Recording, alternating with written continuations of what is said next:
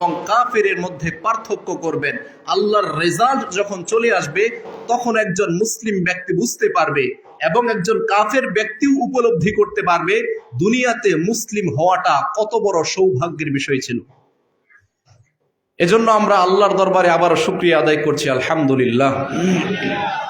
সালাতু সালাম বর্ষিত হোক প্রিয় নবী মুহাম্মদুর রাসূলুল্লাহ সাল্লাল্লাহু আলাইহি ওয়া আলিহি ওয়া সাল্লামের উপর, যাকে আল্লাহ সুবহানাহু ওয়া তাআলা গোটা বিশ্বের মানুষের জন্য মানবতার কল্যাণের আধার করে পাঠিয়েছেন, যার আদর্শের বাস্তবায়ন করা আল্লাহ সুবহানাহু ওয়া তাআলা প্রত্যেক ধর্ম কর্ম নির্বিশেষে সকল শ্রেণী পেশার মানুষের উপর ফরজ করে দিয়েছেন, যার আদর্শই একমাত্র আল্লাহর নিকট গ্রহণযোগ্য, যার আদর্শের মধ্যেই একমাত্র কল্যাণ এবং নাজাত হাসিল করা যায়, যার আদর্শের বাহিরে গিয়ে কোনো ব্যক্তি যদি অন্যান্য কোনো মতাদর্শ তালাশ করে এই ব্যক্তি দুনিয়াতেও ক্ষতিগ্রস্ত হবে, পরকালীন জীবনেও ক্ষতিগ্রস্ত হবে। তো আমরা সেই শ্রেষ্ঠ মানবের প্রতি দুরূদ ও সালাম পেশ করছি। আমরা সকলেই পড়ি আল্লাহুম্মা সাল্লি আলাইহি আল্লাহুম্মা বারিক আলাইহি। আমি আপনাদেরকে একটু দৃষ্টি আকর্ষণ করব, আমাদের মাঝে অনেক বাচ্চারা বসে আছে, এরা যেন কোনো কথা না বলে, বা ভলান্টিয়ার যারা আছেন আশপাশে যেন আমাদের কোনো সাউন্ড না আসে, তাহলে আলোচনা করতেও সুবিধা হবে, বলতেও সুবিধা হবে। কারণ এত আয়োজন, এই 1 মাস 1.5 মাস 15 দিন 20 দিন এত শ্রম এত পরিশ্রম দিয়ে যদি এত সুন্দর একটা আয়োজন করার পরেও সেখান থেকে আপনারা কিছু না হাসিল করতে পারেন, তাহলে এটা টোটালি বৃথা। এজন্য এই প্রচলিত যে ওয়াজ মাহফিল, এটার পক্ষে আমি না। কারণ একটা জুমার খুতবা এবং একটা ইসলামী হালাকার মধ্য দিয়ে যে কল্যাণ, যে এলেম হাসিল হয়, সেটা গতানুগতিক প্রচলিত এই ওয়াজ মাহফিলের মাধ্যমে হয় না। কারণ ওয়াজ মাহফিলগুলোতে দেখবেন বিভিন্ন হই চই আওয়াজ বা পাশে দোকানপাট নানা কিছু, কিন্তু জুমার খুতবা যখন আলোচনা করা হয় একেবারে চুপ হয়ে মানুষ বসে সেখান থেকে কিছু শুনতে পারে এবং সেটা মস্তিষ্কে ঢোকে। এজন্য আমি আপনাদেরকে আহ্বান করব, আমাদের মাঝখানে যে সমস্ত বাচ্চারা বসে আছে এরা যেন কোনো সাউন্ড না করে, শব্দ না করে, মেহেরবানি করে এটা আপনারা নিজ দায়িত্বে দেখবেন। আসুন, আমরা জানি না আজকে আমাদের আলোচনার মোড় কোন দিকে ঘুরবে, তবে আমরা আল্লাহর কাছে তৌফিক চাই, তিনি যেন আমাদেরকে এমন কিছু কল্যাণকর কথা আমাদের জবান দিয়ে বের করে আনে যেটা আমার জন্য এবং আমাদের সকলের জন্য কল্যাণ বয়ে আনে। আমরা পড়ি আল্লাহুম্মা আমিন। যারা আলোচনা শুনতে বসেছেন শুধুমাত্র শুনে যাবেন আর এটাকে কান দিয়ে বের করে দিবেন, এমনটা যদি হয় তাহলে আপনি তো আল্লাহর দৃষ্টিতে মানুষ না, মুসলিম তো নাই, আল্লাহর দৃষ্টিতে মানুষও না। কারণ যারা শুধু আলোচনা শুনে কিন্তু এটাকে মূল্যায়ন করার চেষ্টা করে না, আল্লাহর দৃষ্টিতে এরা হচ্ছে পশু প্রাণীর মতো। আল্লাহ সুবহানাহু ওয়া তাআলা পশু প্রাণীকে বিবেক বুদ্ধি দেয়নি, যেই বিবেক বুদ্ধি আল্লাহ সুবহানাহু ওয়া তাআলা মানুষকে দিয়েছেন। আর মানুষও যদি এই বিবেক বুদ্ধি থাকার পরেও ভালো কথাগুলোকে, কল্যাণকর কথাগুলোকে যাচ করতে না পারে, যাচাই করতে না পারে, মূল্যায়ন করতে না পারে, তাহলে আল্লাহর দৃষ্টিতে একটা পশু প্রাণী যেমন, ওই মানুষটাও তেমন। তো আমরা কি সেই বৈশিষ্ট্যের হতে চাই? আল্লাহ আমাদেরকে এই পৃথিবীতে ওয়ালাকাদ কাররামনা বানি আদম, বানি আদমের মধ্যে আল্লাহ গোটা পৃথিবীতে জলে এবং স্থলে উভয় জায়গায় আল্লাহ মানুষকে শ্রেষ্ঠত্ব দান করেছেন। একজন মানুষ কখন শ্রেষ্ঠ হবে? যখন সে আল্লাহর কথাগুলোকে মূল্যায়ন করতে পারবে, যখন সে ভালো জিনিসগুলো দেখতে পারবে, যখন সে ভালো জিনিসগুলো শুনতে পারবে। যদি মানুষ ভালো জিনিসগুলোকে উপলব্ধি করতে না পারে, ভালো জিনিসগুলোকে গ্রহণ করতে না পারে, ভালো জিনিসগুলোকে শুনতে না পারে, ভালো জিনিসগুলোকে দেখতে না পারে, খারাপের দিকেই ঝুঁকে, তাহলে আল্লাহর দৃষ্টিতে এই ব্যক্তির চরিত্র হচ্ছে পশু প্রাণীর মতো। যেই আয়াত আপনারা সকলেই জানেন, আল্লাহ বলছেন ওয়ালাকাদ যারানা লিজাহান্নামা কাসীরুম মিনাল জিন্নি ওয়াল ইনস। আল্লাহ বলছেন কিছু মানুষ এবং জিনকে আমি আল্লাহ সৃষ্টি করেছি, শুধুমাত্র তাদেরকে দিয়ে আমি আল্লাহ জাহান্নাম পরিপূর্ণ করব। এটা কত বড় ধমক, কত বড় হুমকি হতে পারে একজন মুসলিমের জন্য। অথচ আমরা জানি সৃষ্টির সেরা জীব হচ্ছে মানুষ। মানুষদেরকে আল্লাহ সুবহানাহু ওয়া তাআলা সৃষ্টিকুলের সকল সৃষ্টিজীবের উপর শ্রেষ্ঠত্ব দান করেছেন। আর এই মানুষের ব্যাপারে আল্লাহ বলছেন কিছু মানুষকে সৃষ্টি করেছি শুধুমাত্র তাদেরকে দিয়ে আমি আল্লাহ জাহান্নাম পূর্ণ করব। এটা কত বড় হুমকি, কত বড় ধমক আল্লাহর পক্ষ থেকে হতে পারে। আমরাও তো মানুষ, তাই না? এবার আমাদেরকে দেখতে হবে আমরা কি সেই শ্রেণীর মানুষের মধ্যে পড়ি কিনা যাদেরকে দিয়ে আল্লাহ জাহান্নাম পূর্ণ করবেন। আল্লাহ বলছেন লাহুম কুলুবুল লা ইয়াফকাহুনা বিহা, যাদেরকে আমি আল্লাহ কলব দিয়েছি, অন্তর দিয়েছি, বিবেক বুদ্ধি দিয়েছি, এটা দিয়ে তারা ভালো জিনিসগুলো জাজ করতে পারে না, বিবেচনা করতে পারে না। আচ্ছা বলেন তো, ভালো জিনিসটাকে বিবেচনা করতে পারে না। আজকে যে আপনাদের এখানে ওয়াজ মাহফিলের আয়োজন করা হয়েছে, এই ঘোষণা কি শুধুমাত্র আজকেই গোটা অত্র এলাকায় ছড়িয়ে দেওয়া হয়েছে, নাকি আরো আগামী বিগত 15 দিন 20 দিন আগে বিভিন্ন লিফলেটের মাধ্যমে, চিঠির মাধ্যমে, মৌখিকভাবে, মাইকিং এর মাধ্যমে ঘোষণা করা হয়েছে? আরো আগে ঘোষণা করা হয়নি? কিন্তু এই ঘোষণা কিন্তু অলরেডি গোটা এলাকায় এবং পার্শ্ববর্তী সমস্ত এলাকায় ছড়িয়ে গিয়েছে। এই যে দ্বীনের, ইসলামের দাওয়াত পাওয়ার পরেও যারা আজকে এই মাহফিলে আসতে পারে নাই, এরা ভালো মন্দকে জাজ করতে পারে নাই। আল্লাহ এদের ব্যাপারেই বলছেন, যাদের অন্তর আমি আল্লাহ দিয়েছি কিন্তু অন্তর দিয়ে ভালো মন্দ বিবেচনা করতে পারে না। ওয়ালাহুম আ'য়ুনুল লা ইউবসিরুনা বিহা, যাদেরকে আমি আল্লাহ দৃষ্টি শক্তি দিয়েছি, চক্ষু শক্তি দিয়েছি, যারা দেখেও দেখে না। কে দেখে না বলেন তো? আমি এবার আপনাদের কাছে একটা প্রশ্ন করব। যদি বলি যে এখানে কয়জন ব্যক্তি, যদি প্রথমত বলি যে এই পৃথিবীতে আল্লাহ সবচাইতে শ্রেষ্ঠ গ্রন্থ হিসাবে, শ্রেষ্ঠ কিতাব হিসাবে কোন কিতাবকে আল্লাহ নাজিল করেছেন বলেন তো? এই পৃথিবীতে যত গ্রন্থ আছে সকল গ্রন্থের মধ্যে শ্রেষ্ঠ গ্রন্থ কোনটি? জোরে বলেন কোনটি? আল কোরআন। এবার যদি প্রশ্ন করি যে এখানে তো আপনারা নিজেদেরকে মুসলিম দাবি করেন, কয়জন ব্যক্তি সহি শুদ্ধভাবে কোরআন পড়তে পারেন? এই প্রশ্ন আপনাদের কাছে ছুড়ে দিলে হয়তো অধিকাংশ মুসলিম আজকে আপনারা হাত উত্তোলন করতে পারবেন না যে আমরা সহি শুদ্ধভাবে কোরআন পড়তে পারি। তার মানে আপনি জানেন এই পৃথিবীতে সবচাইতে শ্রেষ্ঠ কিতাব হচ্ছে আল কোরআন, কিন্তু আপনার অবস্থা কি? আপনার চরিত্রের মাধ্যমে আপনি বাস্তবায়ন করেছেন কি? সেই আল কোরআনটাকে সবচাইতে বেশি আপনি অবহেলা করেছেন, এই আল কোরআনকে সবচেয়ে বেশি আপনি অ্যাভয়েড করেছেন। পৃথিবীর যত গ্রন্থ আছে সমস্ত গ্রন্থ আপনি নিজে শিখেছেন, আপনার সন্তানকেও শিখিয়েছেন, শিক্ষা দিয়ে যাচ্ছেন। আপনার সন্তান তো স্কুলে পড়েই এই সাবজেক্টগুলি, আপনার সন্তান যেন এই ফিজিক্স, কেমিস্ট্রি, বায়োলজি, বাংলা, ইংরেজি, অঙ্ক এগুলোতে যেন আরো ভালো পারদর্শী হয়, এজন্য আপনি বাসায় টিউশন মাস্টার রেখে দিয়েছেন, এমনটা নয়? কিন্তু আপনি মুখ দিয়ে স্বীকৃতি কি দিলেন? এই পৃথিবীতে সবচাইতে শ্রেষ্ঠ কিতাব হচ্ছে আল কোরআন। তার মানে আপনি জানেন, আপনি বুঝেন যে এই পৃথিবীতে সবচাইতে শ্রেষ্ঠ কিতাব হচ্ছে আল কোরআন, কিন্তু আপনি চারিত্রিক ভাবে বাস্তবায়ন করেছেন যে আল কোরআন পৃথিবীর শ্রেষ্ঠ কিতাব না। অথচ আপনার ঘরে এই আল কোরআন রয়েছে। এই আল কোরআন আপনি কোথায় রেখেছেন? আপনার ঘরের এমন এক জায়গায় রেখেছেন যেখানে হয়তো বছরেও আপনার হাত যায় না। আপনার ঘরের সবচাইতে উঁচু স্থান কোথায়? ওই সুকেজের উপরে, আলমারির উপরে, ওখানে এই কোরআনটাকে আপনি এত সুন্দরভাবে পেঁচিয়ে রেখেছেন যে বছরেও হয়তো আপনার হাত সেই উঁচু স্থানে যায় না। অথচ আপনি মুখ দিয়ে বললেন পৃথিবীতে সবচাইতে শ্রেষ্ঠ কিতাব হচ্ছে আল কোরআন। তার মানে আল কোরআন আপনি জানেন এই পৃথিবীতে সবচাইতে শ্রেষ্ঠ কিতাব, এবং আল কোরআনের মধ্যেই আপনার মুক্তি এবং হেদায়েত আল্লাহ রেখেছেন। আল্লাহ কি বলছেন? আল কোরআন কেন এসেছে? হুদাল্লিন নাস, মানুষের হেদায়েতের জন্য। আমার মতো এরকম হুজুর, আমার মতো এরকম বক্তা, আমার চাইতে আরো বড় ডিগ্রিধারী বক্তারা এখানে বসে ঘন্টার পর ঘন্টা আলোচনা করে আপনাদেরকে দ্বীনের দাওয়াত দিয়ে কোরআন সুন্নাহর কথা বলে যেই পরিবর্তন করতে পারবে, আপনার ঘরে অবহেলিত যে কোরআনকে আপনি অবহেলা করেছেন, এই একটা কোরআন শুধুমাত্র আপনাকে নয় গোটা পরিবারকে পরিবর্তন করে দিতে সক্ষম, তাই না? কিন্তু সেই কোরআন থেকে আপনি মুখ ফিরিয়ে নিয়েছেন, সেই কোরআনটাকেই সবচাইতে বেশি অবহেলা করেছেন। আল্লাহ এজন্যই বলছেন হাদা যিকরুম মুবারাকুন আনজালনা, এটাই না সেই বরকতময় কিতাব যেটা আমি তোমাদের জন্য নাজিল করেছি। আফা আনতুম লাহু মুনকিরুন, আর তোমাদের অধিকাংশ মানুষেরা এই কোরআন থেকে মুখ ফিরিয়ে নিয়েছো। আফা আনতুম লাহু মুনকিরুন, আল্লাহ বলছেন তোমাদের অধিকাংশই না এই কোরআন থেকে মুখ ফিরিয়ে নিয়েছো। আমাদের অবস্থা এটা।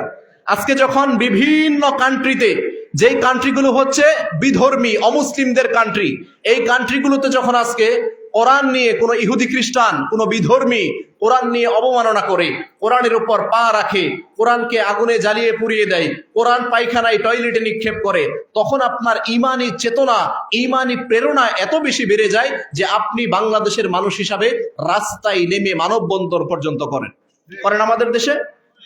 যখন বিভিন্ন কোনো কান্ট্রিতে ইহুদি খ্রিস্টানরা কোরআনের উপর পা রাখে, কোরআনকে টয়লেটে নিক্ষেপ করে, কোরআন আগুনে পুড়িয়ে দেয়, তখন আপনার ইমানি পাওয়ার এত বেড়ে যায় যে আপনি রাস্তায় নেমে মানববন্ধন করেন। অথচ এই কোরআন আপনার ঘরের মধ্যে রয়েছে, বছরের পর বছর, যুগের পর যুগ পার হয়ে যায়, এই কোরআনকে আপনি হাত দিয়ে কোনোদিন স্পর্শ করার চেষ্টা করেন না।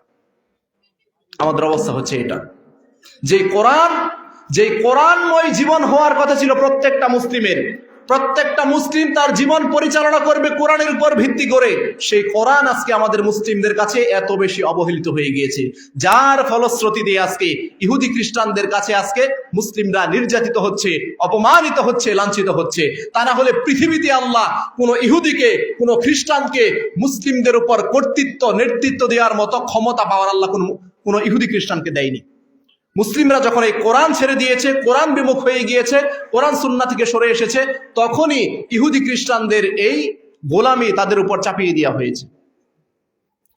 তো যেটা বলছিলাম, আল্লাহ সুবহানাহু ওয়া তাআলা বলেন, যাদেরকে আমি আল্লাহ কলব দিয়েছি, বিবেক বুদ্ধি দিয়েছি ভালো মন্দ বিবেচনা করার জন্য, যারা বুঝেও বুঝে না। কে বুঝে না? আমরা বুঝি না। আমরা যারা এটা বুঝি যে কোরআন শ্রেষ্ঠ কিতাব, কিন্তু কোরআন পালন করি না, কোরআনের উপর চলি না, কোরআন পড়ার চেষ্টা করি না, তার মানে আমরা বুঝি ঠিকই কিন্তু বুঝেও বুঝি না। আল্লাহ বলছেন, যারা বুঝেও বুঝে না, যারা দেখেও দেখে না, যারা শুনেও শুনে না, উলাইকা কাল আনআম, এরা হচ্ছে পশু প্রাণীর মতো, বালহুম আদল, বরং এর চাইতেও খারাপ। আমাদের চরিত্র এটা যে আমরা ওয়াজ মাহফিল প্রতিনিয়তই, বাৎসরিকভাবে তো ওয়াজ মাহফিল 6 মাস আমরা শুনেই যাই, জুমার খুতবাও শুনতেছি, ইসলামী হালাকাও শুনতেছি, এমনিতেও ইউটিউবের মধ্যে ওয়াজ শুনতেছি, কিন্তু পরিবর্তনটা কোথায়? পরিবর্তনটা কোথায়? তো যেটা বলছিলাম আপনাকে, যদি এই ওয়াজ মাহফিল শুধু শুনেই যান এবং এগুলোকে বাস্তবায়ন না করেন, এগুলোকে সত্যায়ন না করেন, এগুলোকে বাস্তবে রূপ যদি না দিতে পারেন, তাহলে আল্লাহর দৃষ্টিতে আপনি তো মুসলিম নাই, আল্লাহর দৃষ্টিতে আপনি মানুষ না, বরং আল্লাহর দৃষ্টিতে আপনি হচ্ছেন পশু প্রাণীর মতো। পশু প্রাণীর জীবনে কোনো ডিসিপ্লিন নেই, কোনো নিয়ম শৃঙ্খলা নেই, আপনার জীবনও তেমন। তো এই জন্যই যতক্ষণ আলোচনা শুনবেন, সেগুলোকে নিজের জীবনে বাস্তবায়ন করার জন্য, সত্যায়ন করার জন্য শুনবেন, ইনশাআল্লাহ। বলেন ইনশাআল্লাহ। যদি অন্তরে নিয়ত, উদ্দেশ্য এমন হয় যে যেগুলো শুনবো আজকে কোরআন সুন্নাহ ভিত্তিক, দালিলিক ভাবে হক কথা, সত্য কথা, আমরা কোরআন সুন্নাহর বাহিরে কোনো কথা বলি না। আপনারা জানেন আহলুল হাদিসদের বৈশিষ্ট্য এটাই যে তারা কোরআন সুন্নাহর বহির্ভূত কোনো কথা বলে না, শুনে না এবং মানে না। তো আমরা যতক্ষণ আলোচনা করব এবং আপনারা শুনবেন, ততক্ষণ ইনশাআল্লাহ আমরা কোরআন সুন্নাহর বাহিরে একটা কথাও বলবো না। যদি এটাকে মানার নিয়তে, বাস্তবায়ন করার নিয়তে শুনেন, তাহলে আল্লাহর পক্ষ থেকে সুসংবাদ গ্রহণ করুন।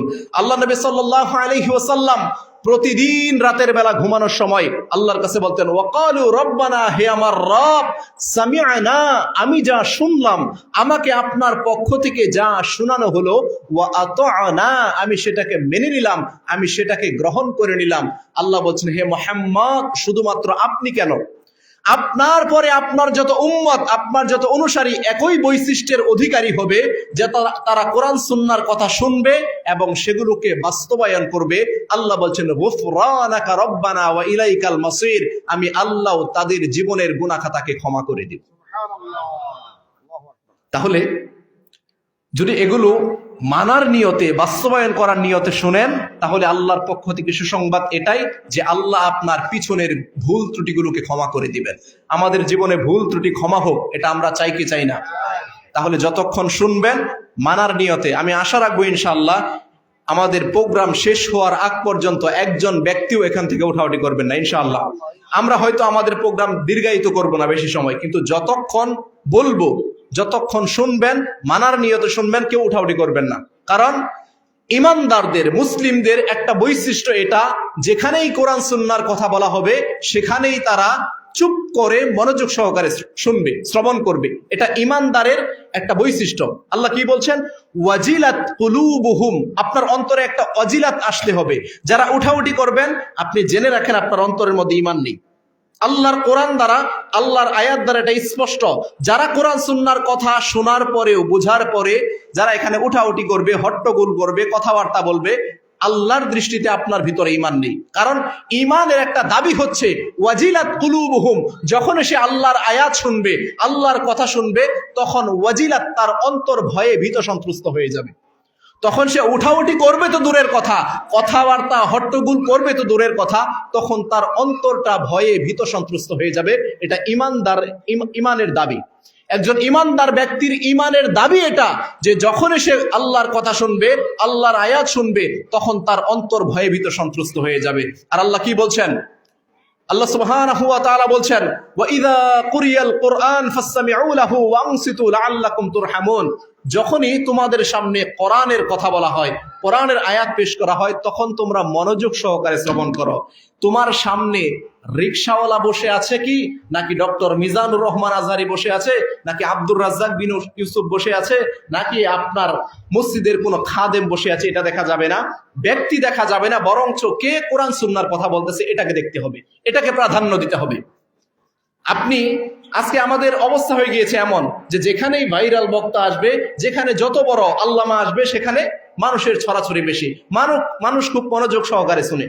কিন্তু আল্লাহর বক্তব্য হচ্ছে, যেই ব্যক্তি আল্লাহর কথা বলবে, কোরআনের কথা বলবে, সেখানেই মনোযোগ সহকারে শ্রবণ করতে হবে। আল্লাহ বলছেন লাআল্লাকুম তুরহামুন, তাতে আল্লাহর পক্ষ থেকে তোমাদের উপর রহম করা হবে, আল্লাহ তোমাদের প্রতি রহম করবে।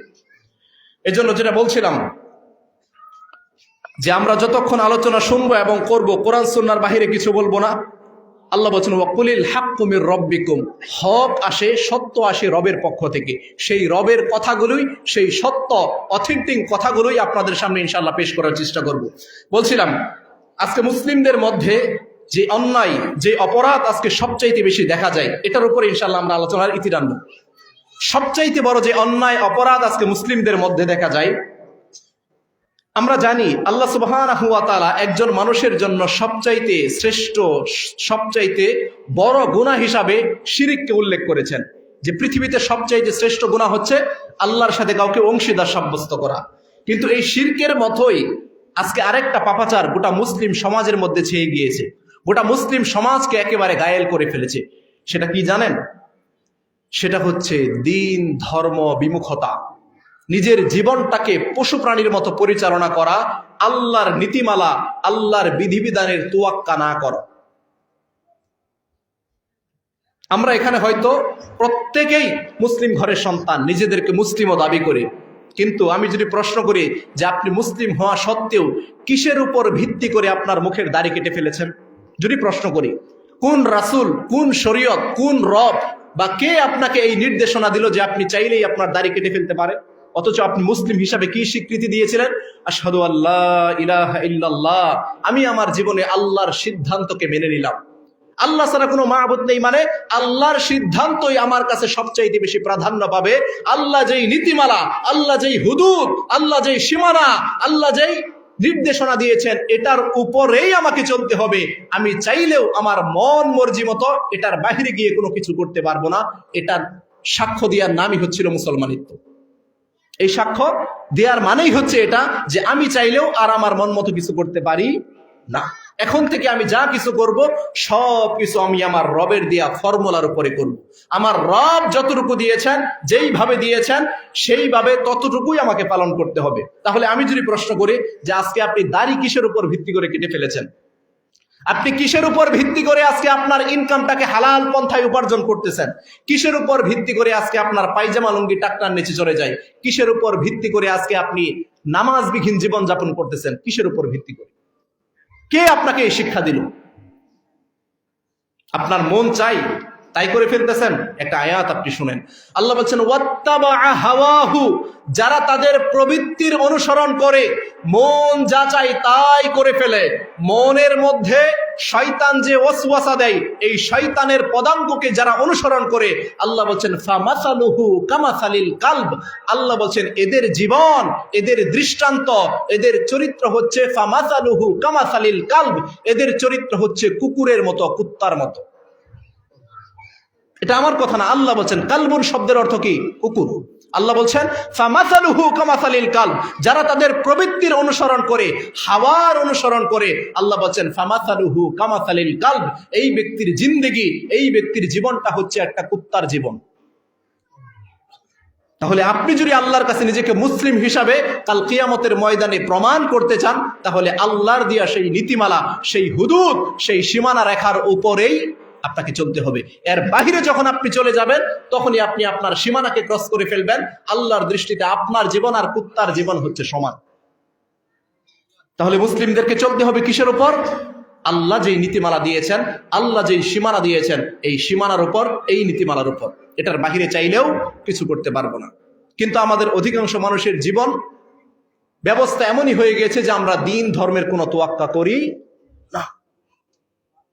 আল্লাহর কথাকে আজকে আমরা মূল্যায়ন করার চেষ্টা করি না। আপনার সমাজে আজকে এখানে যারা উপস্থিত হয়েছেন, এই গুটি কয়েকজন মানুষ নাকি আরো মানুষ রয়েছে? আছে না? কিন্তু যারা আজকের এই মাহফিলকে উপেক্ষা করেছে, এর ভয়াবহতা একটু শুনেন। আল্লাহ রাব্বুল আলামিন বলছেন ওমান আ'রাদা আন যিকরি, যারা তাদের প্রতিপালকের জিকির থেকে বিমুখ হয়ে জীবন যাপন করবে, ফাইন্না লাহু মাঈশাতান দনকা, আল্লাহ এদের জীবনকে সংকুচিতময়, লাঞ্ছনাময়, কষ্টময় করে দিবেন। এদের জীবনকে আল্লাহ সংকীর্ণময় করে দিবেন। এই ব্যক্তির অন্তরের আত্মার যে শান্তি আছে, এই শান্তিকে আল্লাহ নিজে উঠিয়ে নিবেন। আপনি বলতে পারেন যে হুজুর, আমাদের সমাজে তো এমনও ব্যক্তি আছে যে দিন ধর্ম মানার কোনো তোয়াক্কা করে না, নামাজ পড়ে না, রোজা রাখে না, অশ্লীলতার সাথে জড়িত, কিন্তু এই ব্যক্তিও তো সমাজের মধ্যে 5 তলা বিল্ডিং দাঁড় করিয়েছে, তার বাড়ি আছে, গাড়ি আছে, এয়ার কন্ডিশন রুম আছে, সুন্দর স্ত্রী আছে, বিলাসবহুল জীবনযাপন আছে। আচ্ছা বলেন তো, এই বিলাসবহুল জীবনের মধ্যে কি শান্তি থাকে? জোরে বলেন, বিলাসবহুল জীবনের মধ্যে শান্তি থাকে? আরে আপনি লক্ষ টাকা দিয়ে বিছানা করতে পারবেন, খাট কিনতে পারবেন, চোখের ঘুম কিনতে পারবেন। শান্তি কার পক্ষ থেকে আসে বলেন? আল্লাহ বলেন আলা বিযিকরিল্লাহি তাতমাইন্নুল কুলুব, জেনে রাখো মানুষের অন্তর, মানুষের আত্মা, মানুষের হৃদয় শুধুমাত্র তার রবের জিকিরের মাধ্যমেই প্রশান্ত হয়, শান্ত হয়। একজন রিকশা চালক ব্যক্তি দিন রাত পরিশ্রম করে 200 টাকা উপার্জন করে, আল্লাহর বন্দিগি করে, আল্লাহর জিকির আজকার করে, দিন শেষে রাতের বেলায় যে প্রশান্তির শান্তির ঘুম দেয়, ওই লক্ষ কোটি টাকা উপার্জনকারী ব্যক্তি যে হারাম পন্থায় লক্ষ টাকা উপার্জন করেছে, এই ব্যক্তি এত শান্তির প্রশান্তির ঘুম দিতে পারে? এজন্য শান্তি আসে আল্লাহর পক্ষ থেকে। আল্লাহ বলছেন ওমান আ'রাদা আন যিকরি, যারা তাদের প্রতিপালকের জিকির থেকে বিমুখ হয়ে জীবন যাপন করবে, ফাইন্না লাহু মাঈশাতান দনকা, আল্লাহ এদের দুনিয়াবী জীবনকে সংকুচিতময় করে দিবেন, এদের দুনিয়াবী জীবনকে আল্লাহ লাঞ্ছনাময়, অশান্তময় করে দিবেন। এটা হচ্ছে দুনিয়ার জীবন, যেই ব্যক্তি দিন ধর্ম বিমুখ হয়ে চলবে, যারা শরীয়ত বিমুখ হয়ে চলবে, যারা ইসলাম বিমুখ হয়ে চলবে। পরকালীন জীবন কেমন? আল্লাহ বলছেন ইয়াউমাল কিয়ামাতি আ'মা, কিয়ামত দিবসে আল্লাহ এদের দৃষ্টি শক্তিকে, চক্ষু শক্তিকে কেড়ে নেবেন। এরা অন্ধ অবস্থায় দাঁড়াবে। আল্লাহ যখন এদেরকে অন্ধ করে দিবেন, আল্লাহর কাছে তারা বলবে ক্বালা রাব্বি, হে আমার রব, লিমা হাশারতানি আ'মা, আপনি কেন আমাকে অন্ধ করলেন? অথচ দুনিয়াতে আমি ছিলাম চাক্ষুষ্মান, দুনিয়াতে আমি ছিলাম দৃষ্টি শক্তি সম্পন্ন, আমি তো দুনিয়াতে সবকিছু দেখতে পেতাম, আজকে আমাকে অন্ধ করার কারণ কি? তখন আল্লাহর পক্ষ থেকে বলা হবে ক্বালা কাযালিকা আতাতকা আয়াতুনা, বান্দা তোমার নিকট কি আমি আল্লাহর এই আয়াতগুলো আসেনি? কোন হুজুর, কোন বক্তা, কোন খতিব, কোন স্কলার জুমার খুতবায়, ওয়াজ মাহফিলে, সেমিনারে, বিভিন্ন জায়গায় তোমাদের কি আমি আল্লাহর এই আয়াতগুলি পেশ করে শোনাইনি? তারা কি তোমাদেরকে দিন ধর্মের প্রতি আহ্বান করেনি? তোমাদেরকে পরকালীন জীবনের শাস্তির ব্যাপারে তোমাদেরকে অবহিত করেনি? আচ্ছা বলেন তো, কোন একজন ব্যক্তি সেদিন আমরা অস্বীকার করতে পারবো? আমাদের কাছে কি আল্লাহর যে হক বার্তাগুলি সেগুলো আমাদের কাছে পৌঁছায়নি? আমাদের কাছে কি হুজুররা বলে না যে 5 ওয়াক্ত সালাতবিহীন কোনো ব্যক্তি মুসলিম থাকে না? এই কথা বলেনি? বলেছে আমাদের কাছে। তার মানে সেদিন আমরা কোনো ব্যক্তি অস্বীকার করতে পারবো না। অস্বীকার করলেও যদিও আপনার কাছে কোনো হুজুর না বললেও আল্লাহ যে আপনাকে যে প্রেসক্রিপশন, যে থিওরি দিয়েছে, আল্লাহ আপনার হেদায়েতের জন্য কোরআনই দিয়েছে। আল্লাহ বলবেন আমার কোরআন কি তোমার কাছে যায়নি? এই আয়াতগুলো কি তুমি পড়ে দেখোনি? একজন ব্যক্তি সেদিন আমরা অস্বীকার করতে পারবো না। আল্লাহ বলবেন দুনিয়ার জীবনে আমি আল্লাহর এই নিদর্শনগুলি, এই আয়াতগুলি তোমাদের কাছে যাওয়ার পরেও যেভাবে তোমরা আমি আল্লাহ থেকে মুখ ফিরিয়ে নিয়েছিলে, এই আয়াতগুলো থেকে বিমুখ হয়ে জীবন যাপন করেছিলে, শরীয়ত থেকে বিমুখ হয়ে জীবন যাপন করেছিলে, অর্থাৎ যেইভাবে দুনিয়ার জীবনে আমি আল্লাহকে ভুলে গিয়েছিলে, আমি আল্লাহ আজকে তোমাদেরকে ভুলে গেলাম। নাউজুবিল্লাহ। এটা কত বড় কথা বলেন তো। আল্লাহ যদি কাল কিয়ামতের ময়দানে কোনো ব্যক্তিকে ভুলে যায়, আল্লাহ যদি কিয়ামতের ময়দানে কোনো ব্যক্তির প্রতি দয়া না করে, করুণা না করে, ইহসান না করে, আল্লাহ যদি কোনো ব্যক্তিকে সাহায্য না করে কাল কিয়ামতের ময়দানে, কোনো ব্যক্তিকে তার আমল দিয়ে পার পেতে পারবে? কি মনে হয় আপনাদের? কোনো ব্যক্তি তার আমল দিয়ে কাল কিয়ামতের ময়দানে কি মুক্তি পাবে? কিসের উপর ভিত্তি করে মুক্তি পাবে? একমাত্র আল্লাহর দয়া এবং আল্লাহর সাহায্য। কিন্তু আল্লাহ প্রতিশ্রুতি দিচ্ছেন যে আল্লাহ তাদের প্রতি দয়া করবেন না যারা আল্লাহর জিকির থেকে, আল্লাহ থেকে, ইসলাম থেকে, ধর্ম থেকে মুখ ফিরিয়ে নিয়েছে। আল্লাহ এদের প্রতি দয়া করবেন না, এটা আল্লাহর বার্তা। আপনি আপনার আমল দিয়েও কাল কিয়ামতের ময়দানে টিকতে পারবেন না। এর একটা হাদিস নেন। কাল কিয়ামতের ময়দানে আল্লাহ এমন এক ব্যক্তিকে হাজির করবেন, তাকে প্রশ্ন করা হবে, বান্দা তুমি কি তোমার আমল দিয়ে জান্নাত পেতে চাও, নাকি আমি আল্লাহর দয়ার মাধ্যমে, আমি আল্লাহর করুণার মাধ্যমে জান্নাতে যেতে চাও? এই ব্যক্তি চিন্তা করবে যে 70 বছর কষ্ট করে এই জিন্দেগি আল্লাহর বন্দেগি করেছি, কাজেই আল্লাহ যেহেতু কষ্ট করে আমি 70 বছর তোমার বন্দেগি করেছি, আমার এই কষ্টে অর্জিত আমল দিয়ে জান্নাতে যেতে চাই। আল্লাহর পক্ষ থেকে তখন বলা হবে, ফেরেশতা এই ব্যক্তিকে জাহান্নাম থেকে 500 বছর দূরত্বের রাস্তা এত দূর দিয়ে একটু হাঁটিয়ে নিয়ে আসো। দূরত্ব কতটুকু? জোরে বলেন, কতটুকু দূরত্ব? জাহান্নাম থেকে 500 বছর দূরত্বের রাস্তা এত দূর দিয়ে যখন এই ব্যক্তিকে ফেরেশতারা হাঁকিয়ে নিয়ে যাবেন, এই ব্যক্তি পানির পিপাসায় এত বেশি ক্লান্ত হবে, পিপাসিত হবে, তখন সে পানি পানি বলে চিৎকার শুরু করে দিবে। ফেরেশতা এক গ্লাস পানি তার সামনে নিয়ে আসবেন, ফেরেশতার কাছে পানি চাইবে এই ব্যক্তি। ফেরেশতা বলবে তখন যে তোমাকে এই এক গ্লাস ঠান্ডা পানি দিতে পারি, কিন্তু আমার শর্ত হচ্ছে তোমার এই কষ্টে অর্জিত 70 বছর আমল আমাকে দিয়ে দিতে হবে। এই ব্যক্তি এত বেশি পিপাসিত হবে, ক্লান্ত হবে, সে তার এই কষ্টে অর্জিত 70 বছর আমলের কথা আর চিন্তা করবে না। সে তখন তার এই সমস্ত আমল দিয়ে এক গ্লাস পানি ফেরেশতার কাছ থেকে গ্রহণ করে নেবেন। তখন আল্লাহর পক্ষ থেকে আল্লাহ ডাক দিয়ে বলবেন যে বান্দা, তোর এই লম্বা 70 বছর জিন্দেগির আমল যদি এক গ্লাস ঠান্ডা পানির সমপরিমাণ হয়, তাহলে এই সামান্য আমল দিয়ে আমি আল্লাহর এত বড় সুমহান জান্নাত তুই কিভাবে নিতে চাস? তার মানে আমাদের আমল দিয়েও কাল কিয়ামতের ময়দানে আল্লাহর জান্নাত পাওয়া সম্ভব। তাহলে কিসের উপর ভিত্তি করে আমরা মুক্তি পাবো, জান্নাত পাবো? আল্লাহর দয়া, আল্লাহর করুণা। কিন্তু আল্লাহ তো প্রতিশ্রুতি এখানে দিয়েছেন, আল্লাহ তাদের প্রতি দয়া করবেন না, আল্লাহ তাদের প্রতি সাহায্যকারী হবেন না যারা দুনিয়াতে দিন ধর্ম বিমুখ হয়ে জীবন যাপন করেছে, যারা দুনিয়াতে তাদের প্রবৃত্তির অনুসরণ করেছে, মন যেটা চেয়েছে সেটাই করে ফেলেছে, আল্লাহর বিধিবিধানের তোয়াক্কা করে নাই। আল্লাহ এদের সাথে এই আচরণ করবেন। তাহলে এই যে মুসলিম হিসাবে আমাদের জীবন কিভাবে পরিচালনা করতে হবে? আল্লাহর হুদুদ, আল্লাহর নীতিমালার উপরে। আল্লাহর নীতিমালার মধ্যে সবচাইতে বড় যেই আদেশ, সবচাইতে বড় যেই নির্দেশনা আমাদের জন্য, সেটা কি বলেন তো?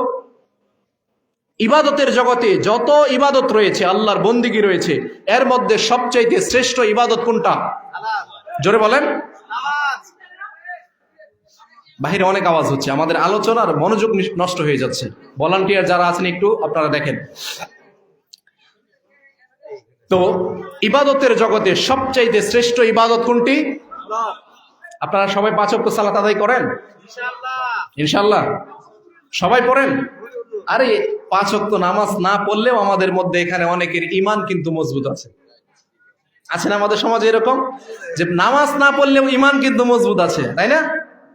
যে তোমরা নামাজ পড়ে যে ঈমান অর্জন করেছো, তোমাদের চাইতে ঈমান আমাদের মজবুত আছে, তোমাদের চাইতে ঈমান আমাদের চূড়ান্ত আছে, এমন কথা আমাদের সমাজে বলে না?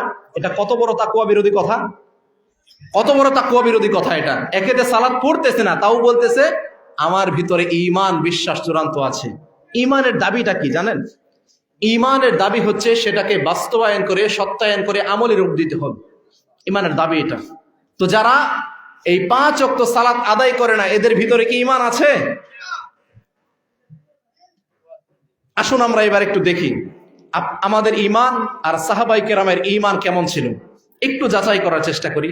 আমরা যারা নিজেদেরকে ঈমানের দাবিদার, ঈমানের দাবি করি যে ঈমানদার, ভিতরে ঈমান আছে, আল্লাহর প্রতি বিশ্বাস আছে, তো আমাদের ঈমানটা কেমন আর তাদের ঈমানটা কেমন ছিল?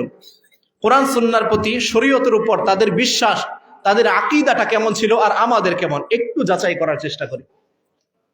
আবু বকর রাদিয়াল্লাহু আনহুর নাম শুনেছেন আপনারা? আবু বকর রাদিয়াল্লাহু আনহুর ঈমান কেমন ছিল জানেন? আসেন একটা হাদিস দেখি। আল্লাহ নবী সাল্লাল্লাহু আলাইহি ওয়াসাল্লাম মেরাজ গিয়েছিলেন। মেরাজের ঘটনা আপনারা জানেন তো?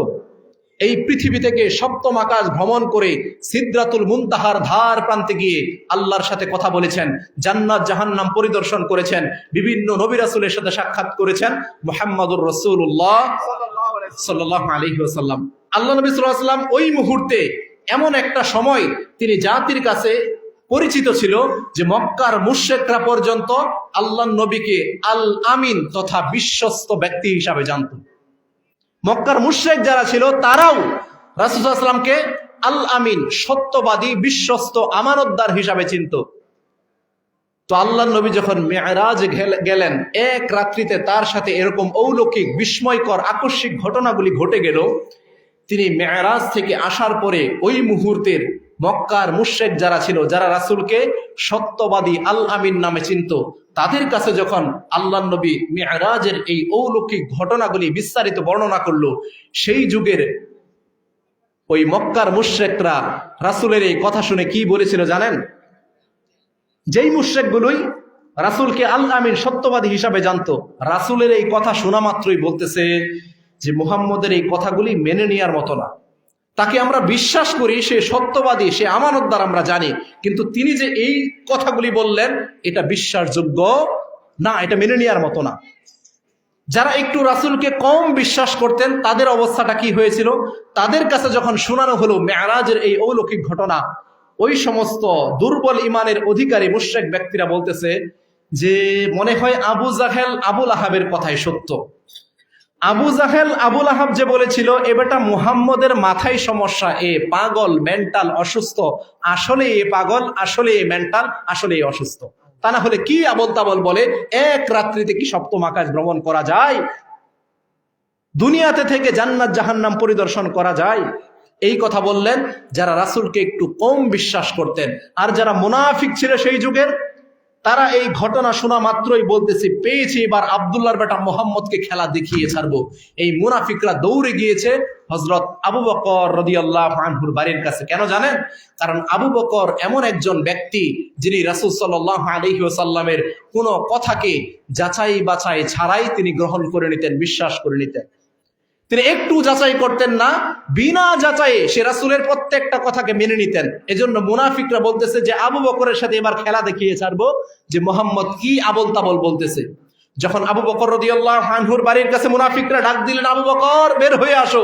আবু বকর রাদিয়াল্লাহু আনহু যখন বের হয়ে আসলেন, আসার পর মুনাফিকরা এই ঘটনাগুলি তার সামনে পেশ করলেন। আবু বকর রাদিয়াল্লাহু আনহু বলতেছেন, মান ক্বালা হাযা, কে বলেছেন এই কথা? তোমরা যে এই অলৌকিক ঘটনাগুলি বললে, এটা কার মুখের বক্তব্য, কে বলেছেন এই কথা? তখন মুনাফিকরা বলতেছে, আরে আব্দুল্লাহর বেটা মুহাম্মদ সাল্লাল্লাহু আলাইহি ওয়াসাল্লাম বলেছেন এই কথা। তখন আবু বকর রাদিয়াল্লাহু আনহু ঠান্ডা হয়ে, স্তব্ধ হয়ে বলতেছেন, যদি আব্দুল্লাহর বেটা মুহাম্মদ সাল্লাল্লাহু আলাইহি ওয়াসাল্লাম বলে থাকেন এই কথা, তাহলে তিনি সত্যই বলেছেন। আমি আবু বকর ইউসাদ্দিকুহু, তা মনে প্রাণে বিশ্বাস করে নিলাম। জোরে বলেন সুবহানাল্লাহ। আপনারা মনে হয় আমার আলোচনা বুঝতেছেন না, আমার কথা কি স্পষ্ট বোঝা যায়? যেই কথার উপর ঈমান আনতে পারলো না সেই যুগের যারা রাসূলকে আল আমিন, সত্যবাদী হিসাবে চিনত, তারা যেই কথার উপর ঈমান তো আনলই না সেই যুগের যারা রাসূলকে একটু কম বিশ্বাস করত, তারা বরঞ্চ আবু জাহেল, আবুল আহাবের কথার উপর স্বীকৃতি প্রদান করলো। যখন আবু বকরের কাছে বলা হয়েছে এ কথা মুহাম্মদ বলেছেন, আবু বকর যাচাই বাচাই ছাড়াই বলতেছেন, যদি আব্দুল্লাহর বেটা মুহাম্মদ সাল্লাল্লাহু আলাইহি ওয়াসাল্লাম বলে থাকেন এই কথা, তাহলে তিনি সত্যই বলেছেন, আমি আবু বকর সেটাকে বিশ্বাস করে নিলাম। এটার নাম হচ্ছে ঈমান, এটার নাম হচ্ছে বিশ্বাস, এটার নাম হচ্ছে আকীদা। মুনাফিকরা রেগে এবার ফায়ার হয়ে বলতেছে যে আবু বকর তুমিও কি পাগল হলে বেটা মুহাম্মদের মতো? আবু বকর রাদিয়াল্লাহু আনহু এবার মুনাফিকদের মুখের উপর হুঙ্কার ছেড়ে, গর্জন ছেড়ে বলতেছেন, এর চাইতেও ভয়াবহ, এর চাইতেও অলৌকিক, এর চাইতেও বিস্ময়কর আকস্মিক কোনো কথা, কোনো ঘটনা যদি মুহাম্মদুর রাসূলুল্লাহ সাল্লাল্লাহু আলাইহি ওয়াসাল্লাম বলেন বা বলে থাকেন, আমি আবু বকর সেই কথাকেও, সেই ঘটনাকেও বিশ্বাস করে নিব।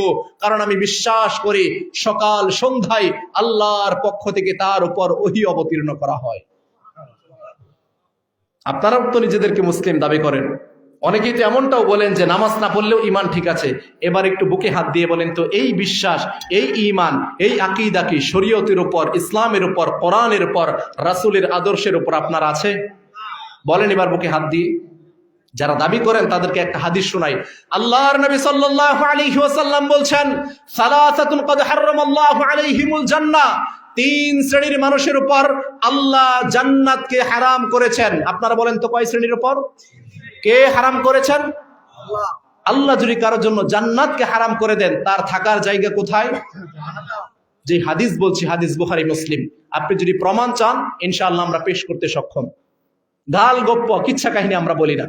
আল্লাহ নবী বলতেছেন, তিন শ্রেণীর মানুষের উপর আল্লাহ জান্নাতকে হারাম করেছেন।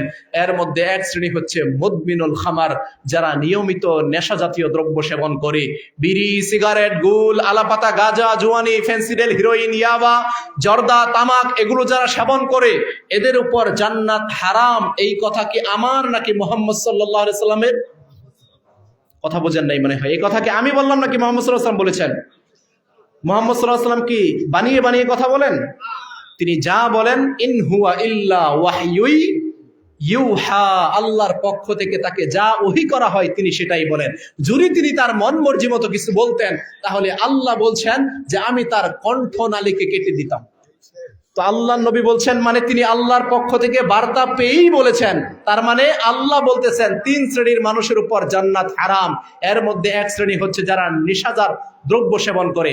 আপনাদের এলাকায় নেশা জাতীয় দ্রব্য সেবন করে এরকম ব্যক্তির সংখ্যা কম না বেশি? তাহলে এই হাদিস কি আজকে আপনারা শুনলেন নাকি আগেও শুনেছেন? যদি আজকে শুনে থাকেন আর এই হাদিসের উপর যদি আপনি দাবি করেন যে আমার বিশ্বাস আছে, ঈমান আছে, তাহলে অন্তত আজকের এই হাদিস শোনার পর আপনাকে এই মুহূর্তে তাওবা করতে হবে যে যে কোনো মূল্যে এই নেশা জাতীয় দ্রব্য সেবন করা বাদ দিতে হবে, পরিত্যাগ করতেই হবে, যদি আপনি নিজেকে ঈমানের দাবি করেন। যদি দাবি করেন যে শরীয়তের উপর বিশ্বাস আছে, এটা শরীয়তের একেবারে অথেন্টিক সত্য এবং হক কথা। আল্লাহ নবী বলেছেন আপনার উপর জান্নাত হারাম, তার মানে জান্নাত হারামই। আপনি যদি ছেড়ে দিতে পারেন, আজকে তাওবা করতে পারেন, আপনার জন্য মুক্তি আছে, আপনার জন্য সুসংবাদ আছে। আর যদি এটার সাথে সম্পৃক্তই থাকেন, তাহলে আল্লাহর প্রতিশ্রুতি, রাসূলের সেই হাদিস বলে যে আল্লাহ আপনাকে কাল কিয়ামতের ময়দানে জাহান্নামে নিক্ষেপ করবেন। এর চাইতে ভয়াবহ হাদিস নেবেন? আল্লাহ নবী সাল্লাল্লাহু আলাইহি ওয়াসাল্লাম বলছেন, যারা দুনিয়ার জীবনে নেশা জাতীয় দ্রব্য সেবন করে, বিড়ি, সিগারেট, গুল, আলাপাতা, গাঁজা, জুয়ানি, ফেন্সিডেল, হিরোইন, ইয়াবা, এগুলো যারা সেবন করবে, আইয়াসকিয়াহু মিন তিনাতিল খাবাল, তিনাতুল খাবাল নামে একটা জুস, একটা পানি, একটা শরবত দিয়ে আল্লাহ তাদেরকে আপ্যায়ন করবেন। সাহাবীরা বলতেছেন, ওমা তিনাতুল খাবাল ইয়া রাসূলুল্লাহ, তিনাতুল খাবালটা কি? এটা সম্পর্কে তো আমরা অবগত না। আল্লাহ নবী তখন বলতেছেন, আরে সাহাবীরা, তিনাতুল খাবাল হচ্ছে কাল কিয়ামতের ময়দানে আল্লাহ জাহান্নামীদেরকে জ্বালিয়ে পুড়িয়ে ছাই করে দেওয়ার পর এদের গা থেকে যে পচা লালি, পচা দুর্গন্ধযুক্ত রক্ত, পচা পুজ বের হবে, এই পচা পুজ, পচা লালি, পচা দুর্গন্ধযুক্ত রক্ত আল্লাহ জাহান্নামীদের গায়ের ওই সমস্ত ব্যক্তিদেরকে পান করাবেন যারা দুনিয়াতে নেশা জাতীয় দ্রব্য সেবন করেছে, যারা দুনিয়াতে বিড়ি, সিগারেট খেয়েছে। বুকে হাত দিয়ে বলেন তো, বিশ্বাস হয় এই হাদিসের উপর? বিশ্বাস হয়? যদি বিশ্বাস হয়ে থাকে, আমার এই কথা শোনার পরেও যদি আপনি এই নেশা জাতীয় দ্রব্য সেবন করা ছাড়তে না পারেন, তাহলে আপনি বুঝে নেবেন আপনার অন্তরে বিশ্বাস ঈমানের ছিটে ফোঁটাও নেই। যদি বিশ্বাস হয়ে থাকে তাহলে আজকেই ছাড়তে হবে। আরেকটা কথা, অনেকেই আমাদের মধ্যে বিড়ি সিগারেট খান না, কিন্তু এটার ব্যবসা করেন। আল্লাহ নবী সাল্লাল্লাহু আলাইহি ওয়াসাল্লাম বলছেন, ইন্নাল্লাহা ইযা হাররামা আকালা কওমিন ফাহাররামা আলাইহি সামানাহু। আল্লাহ রাব্বুল আলামিন যখন কোন জাতির উপর কোন বস্তুকে খাওয়া হারাম করেন, ফাহাররামা আলাইহি সামানাহু, অতঃপর সেটার ব্যবসা করাকেও আল্লাহ হারাম করে দেন। অত্র এলাকায় যত দোকান রয়েছে, দোকানের মধ্যে যত নেশাজাতীয় দ্রব্যের ছড়াছড়ি রয়েছে, আজকেই এই নেশাজাতীয় দ্রব্য দোকান থেকে লাঠি দিয়ে বের করে আপনার দোকানকে পবিত্র করতে হবে। অন্যথায় আপনার এই ব্যবসায় যত লাখ টাকা উপার্জন করেন না কেন, আপনার সমস্ত সম্পত্তি হারাম হবে, নিঃসন্দেহে হারাম হবে, কারণ আপনি হারাম বিক্রি করে এই সম্পদ উপার্জন করেছেন। আরেকটা কথা শুনে রাখেন, হয়তো অনেকেই নেশাজাতীয় দ্রব্য সেবন করেন না, হারাম বিষয়বস্তু সেবন করেন না, কিন্তু দোকানের মধ্যে আপনারা টিভি রেখে চায়ের ব্যবসা করতেছেন, যৌনতা ছড়াচ্ছেন, নোংরামিপানা করতেছেন। আপনি জেনে রাখেন, আপনার যদি মাসে 1 লক্ষ টাকা উপার্জন হয়, সমস্ত সম্পত্তি কিন্তু হারাম হবে, কারণ আপনি যৌনতা দেখিয়ে, নোংরাপানা দেখিয়ে আপনি ব্যবসা করতেছেন। আল্লাহ ব্যবসাকে হালাল করেছেন, এই হালাল প্রক্রিয়ায় আপনাকে ব্যবসা করতে হবে। তো আমি যেটা বলছিলাম আপনাকে, যদি এই হাদিসগুলোর উপর আপনার বিশ্বাস হয়ে থাকে, তাহলে অন্তত আজকের এই বক্তব্য থেকে, এই বক্তব্য শোনার পর আজকে থেকেই আপনাকে তাওবা করতে হবে, তাওবা করে ফিরে আসতে হবে। আরেকটা বিষয় আপনাকে দেখাই, দেখেন এই বিড়ি সিগারেট যারা খায়, এরা এত নোংরা, এত জঘন্য। আপনারা সেই হাদিস জানেন, আল্লাহ নবী সাল্লাল্লাহু আলাইহি ওয়াসাল্লাম বলেছেন, কষ্ট কি লাগে জানেন, যে আমাদের নামাজি ব্যক্তির মধ্যেও আজকে এই চরিত্র দেখা যায় যে 5 ওয়াক্ত নামাজ পড়ার পরেও এই নেশাজাতীয় দ্রব্য সেবন করে, আছে না? যে 5 ওয়াক্ত নামাজ পড়ার পরেও বাহিরে গিয়ে বিড়ি খাই। আপনি একটা হাদিস দেখেন, আল্লাহ নবী সাল্লাল্লাহু আলাইহি ওয়াসাল্লাম বলছেন যে তোমরা যখন কাঁচা পেঁয়াজ খাবে বা কাঁচা রসুন খাবে, তখন তোমরা কাঁচা পেঁয়াজ কাঁচা রসুন খেয়ে মসজিদে যেও না। কেন? কারণ কাঁচা পেঁয়াজ কাঁচা রসুন খেয়ে মসজিদে গেলে মুখের যে দুর্গন্ধ, এটাতে ফেরেশতাদের কষ্ট হয়, এবং যারা মুসলিম ব্যক্তি, নামাজি মুসল্লি, তাদেরও কষ্ট হয়। তাদের যেহেতু কষ্ট হয়, ফেরেশতারও কষ্ট হয়। তার মানে কাঁচা পেঁয়াজ কি হালাল না হারাম? হালাল না হারাম? পেঁয়াজ হালাল না হারাম? জোরে বলেন, আপনারা ঘুমিয়ে যাচ্ছেন নাকি? আমরা একটা তাকবীর দেই, লিল্লাহে তাকবীর, লিল্লাহে তাকবীর। শয়তানের উপর আমাদেরকে বিজয়ী থাকতে হবে। অনেকেই ঘুমিয়ে যাচ্ছেন, অলসতা করতেছেন। তো কাঁচা পেঁয়াজ কাঁচা রসুন হচ্ছে হালাল। এই হালাল জিনিস, এটাতে শুধুমাত্র একটু দুর্গন্ধ হওয়ার কারণে যদি রাসূল সাল্লাল্লাহু আলাইহি ওয়াসাল্লাম আপনাকে বলে যে এই কাঁচা পেঁয়াজ কাঁচা রসুন খেয়ে, একটা হালাল জিনিস খেয়ে আপনারা মসজিদে যায়েন না, তাহলে যারা প্রকাশ্যে এরকম বিড়ি সিগারেট নোংরা নেশা জাতীয় দ্রব্য সেবন করে মসজিদে যাচ্ছেন, আপনি কোন লজ্জায় যাচ্ছেন বলেন তো? কোন লজ্জায় যাচ্ছেন? আরে আমাদের এই বক্তব্য আপনাদের কাছে টিকবে কিভাবে বলেন তো? আমি যে আপনাকে বলতেছি বিড়ি সিগারেট আপনি খাবেন না, এটা হারাম, এটা নিষিদ্ধ, এটা টিকবেই কিভাবে যেখানে একজন মসজিদের ইমাম সে প্রকাশ্যে জর্দা খায়? মসজিদের ইমাম প্রকাশ্যে জর্দা খায় না? ও নামাজ শেষ করে জায়নামাজে বসেই পান খাচ্ছে আর ডিব্বা করে জর্দা খাচ্ছে। জর্দা হালাল না হারাম? আর হুজুর ফতুয়াও দিচ্ছে জর্দা খাওয়া হচ্ছে মাকরুহ, অপছন্দনীয়। আচ্ছা, অপছন্দনীয়, এই অপছন্দনীয় যদি হয়ে থাকে, এই অপছন্দনীয়টা এটা কি মানুষের জন্য অপছন্দনীয় নাকি আল্লাহর নিকট অপছন্দনীয়? আল্লাহর নিকট কত কিছু অপছন্দনীয়। আল্লাহর নিকট শিরক করা হচ্ছে অপছন্দনীয়, আল্লাহর নিকট বেদআত করা হচ্ছে অপছন্দনীয়। তা আল্লাহর নিকট যদি অপছন্দনীয় হয়ে থাকে, তাহলে এই হুজুর এই ফতোয়া দেয় কিভাবে যে এটা খাওয়া মাকরুহ? মানে হুজুর এটা নিজে খাই বিধায় আপনার কাছে এটাকে শিথিল করার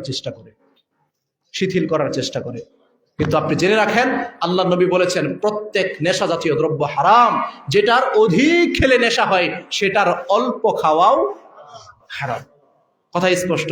তো আমি আপনাকে যেখান থেকে এসেছিলাম, যেটা বলতে চাচ্ছিলাম, যে এই বিড়ি সিগারেটের সাথে যারা সম্পৃক্ত আছেন, নেশা জাতীয় দ্রব্যের সাথে যারা সম্পৃক্ত আছেন, আজকেই আপনাকে এটা প্রত্যাহার করতে হবে। এটার ভয়াবহতা কত মারাত্মক আপনি জানেন না।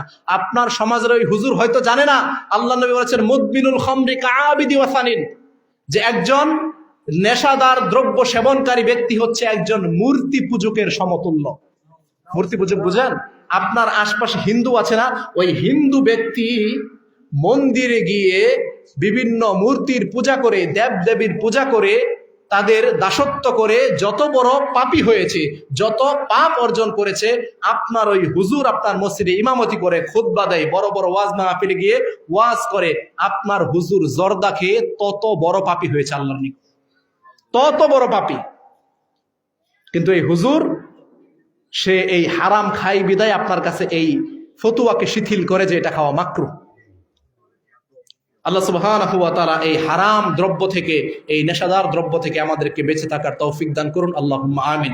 আমি আপনাকে যেটা বলছিলাম, যদি আপনারা এই হাদিসগুলোর উপর ঈমান রাখেন, বিশ্বাস রাখেন, তাহলে আজকেই আপনার ঈমানের দাবি, আপনার আকীদার দাবি, আপনার বিশ্বাসের দাবি হচ্ছে, যদি দাবি করে থাকেন যে বিশ্বাস আছে, তাহলে আজকেই এটা প্রত্যাহার করতে হবে, আজকেই এটা ত্যাগ করতে হবে। আর যদি ত্যাগ করতে না পারেন, মুখে আপনি যতই বলেন না কেন আপনার ভিতরে ঈমান আছে, আপনি জেনে রাখেন আপনার ভিতরে ঈমানের ছিটে ফোঁটাও নেই। তো আমি যেটা বলছিলাম, সাহাবায়ে কেরামের ঈমানটা এমনই ছিল যে শরীয়ত থেকে যখন কোনো নির্দেশনা আসতো, কোরআন থেকে যখন নীতিমালা আসতো, শরীয়ত থেকে, রাসূলের পক্ষ থেকে যখন নির্দেশনা আসতো, তখন তারা সেটাকে সেইভাবেই যাচাই বাছাই ছাড়াই বিনা সন্দেহভাবে তারা সেটাকে গ্রহণ করে নিত। এটার নাম হচ্ছে ঈমান, এটার নাম হচ্ছে বিশ্বাস, এটার নাম হচ্ছে আকীদা। এই বিশ্বাস, এই ঈমান শরীয়তের উপর আমাদের নেই। আলী রাদিয়াল্লাহু আনহুর ঈমান কেমন ছিল জানেন? আলী রাদিয়াল্লাহু আনহুর ঈমান, আল্লাহ নবী সাল্লাল্লাহু আলাইহি ওয়াসাল্লাম মদিনায় বসে সাহাবীদের সাথে পরামর্শ করেছেন এই মর্মে যে এতদিনের মধ্যে আমরা মক্কা বিজয় করে ফেলবো, মক্কায় আমরা উঠে যাব। তাদের এই মিটিং এর গোপন তথ্য একজন মুনাফিক ব্যক্তি আত্মীয়তার সম্পর্ক রক্ষা করার জন্য কাফেরের লিডারের কাছে এই গোপন তথ্য লিক করে দিয়েছে, ফাঁস করে দিয়েছে।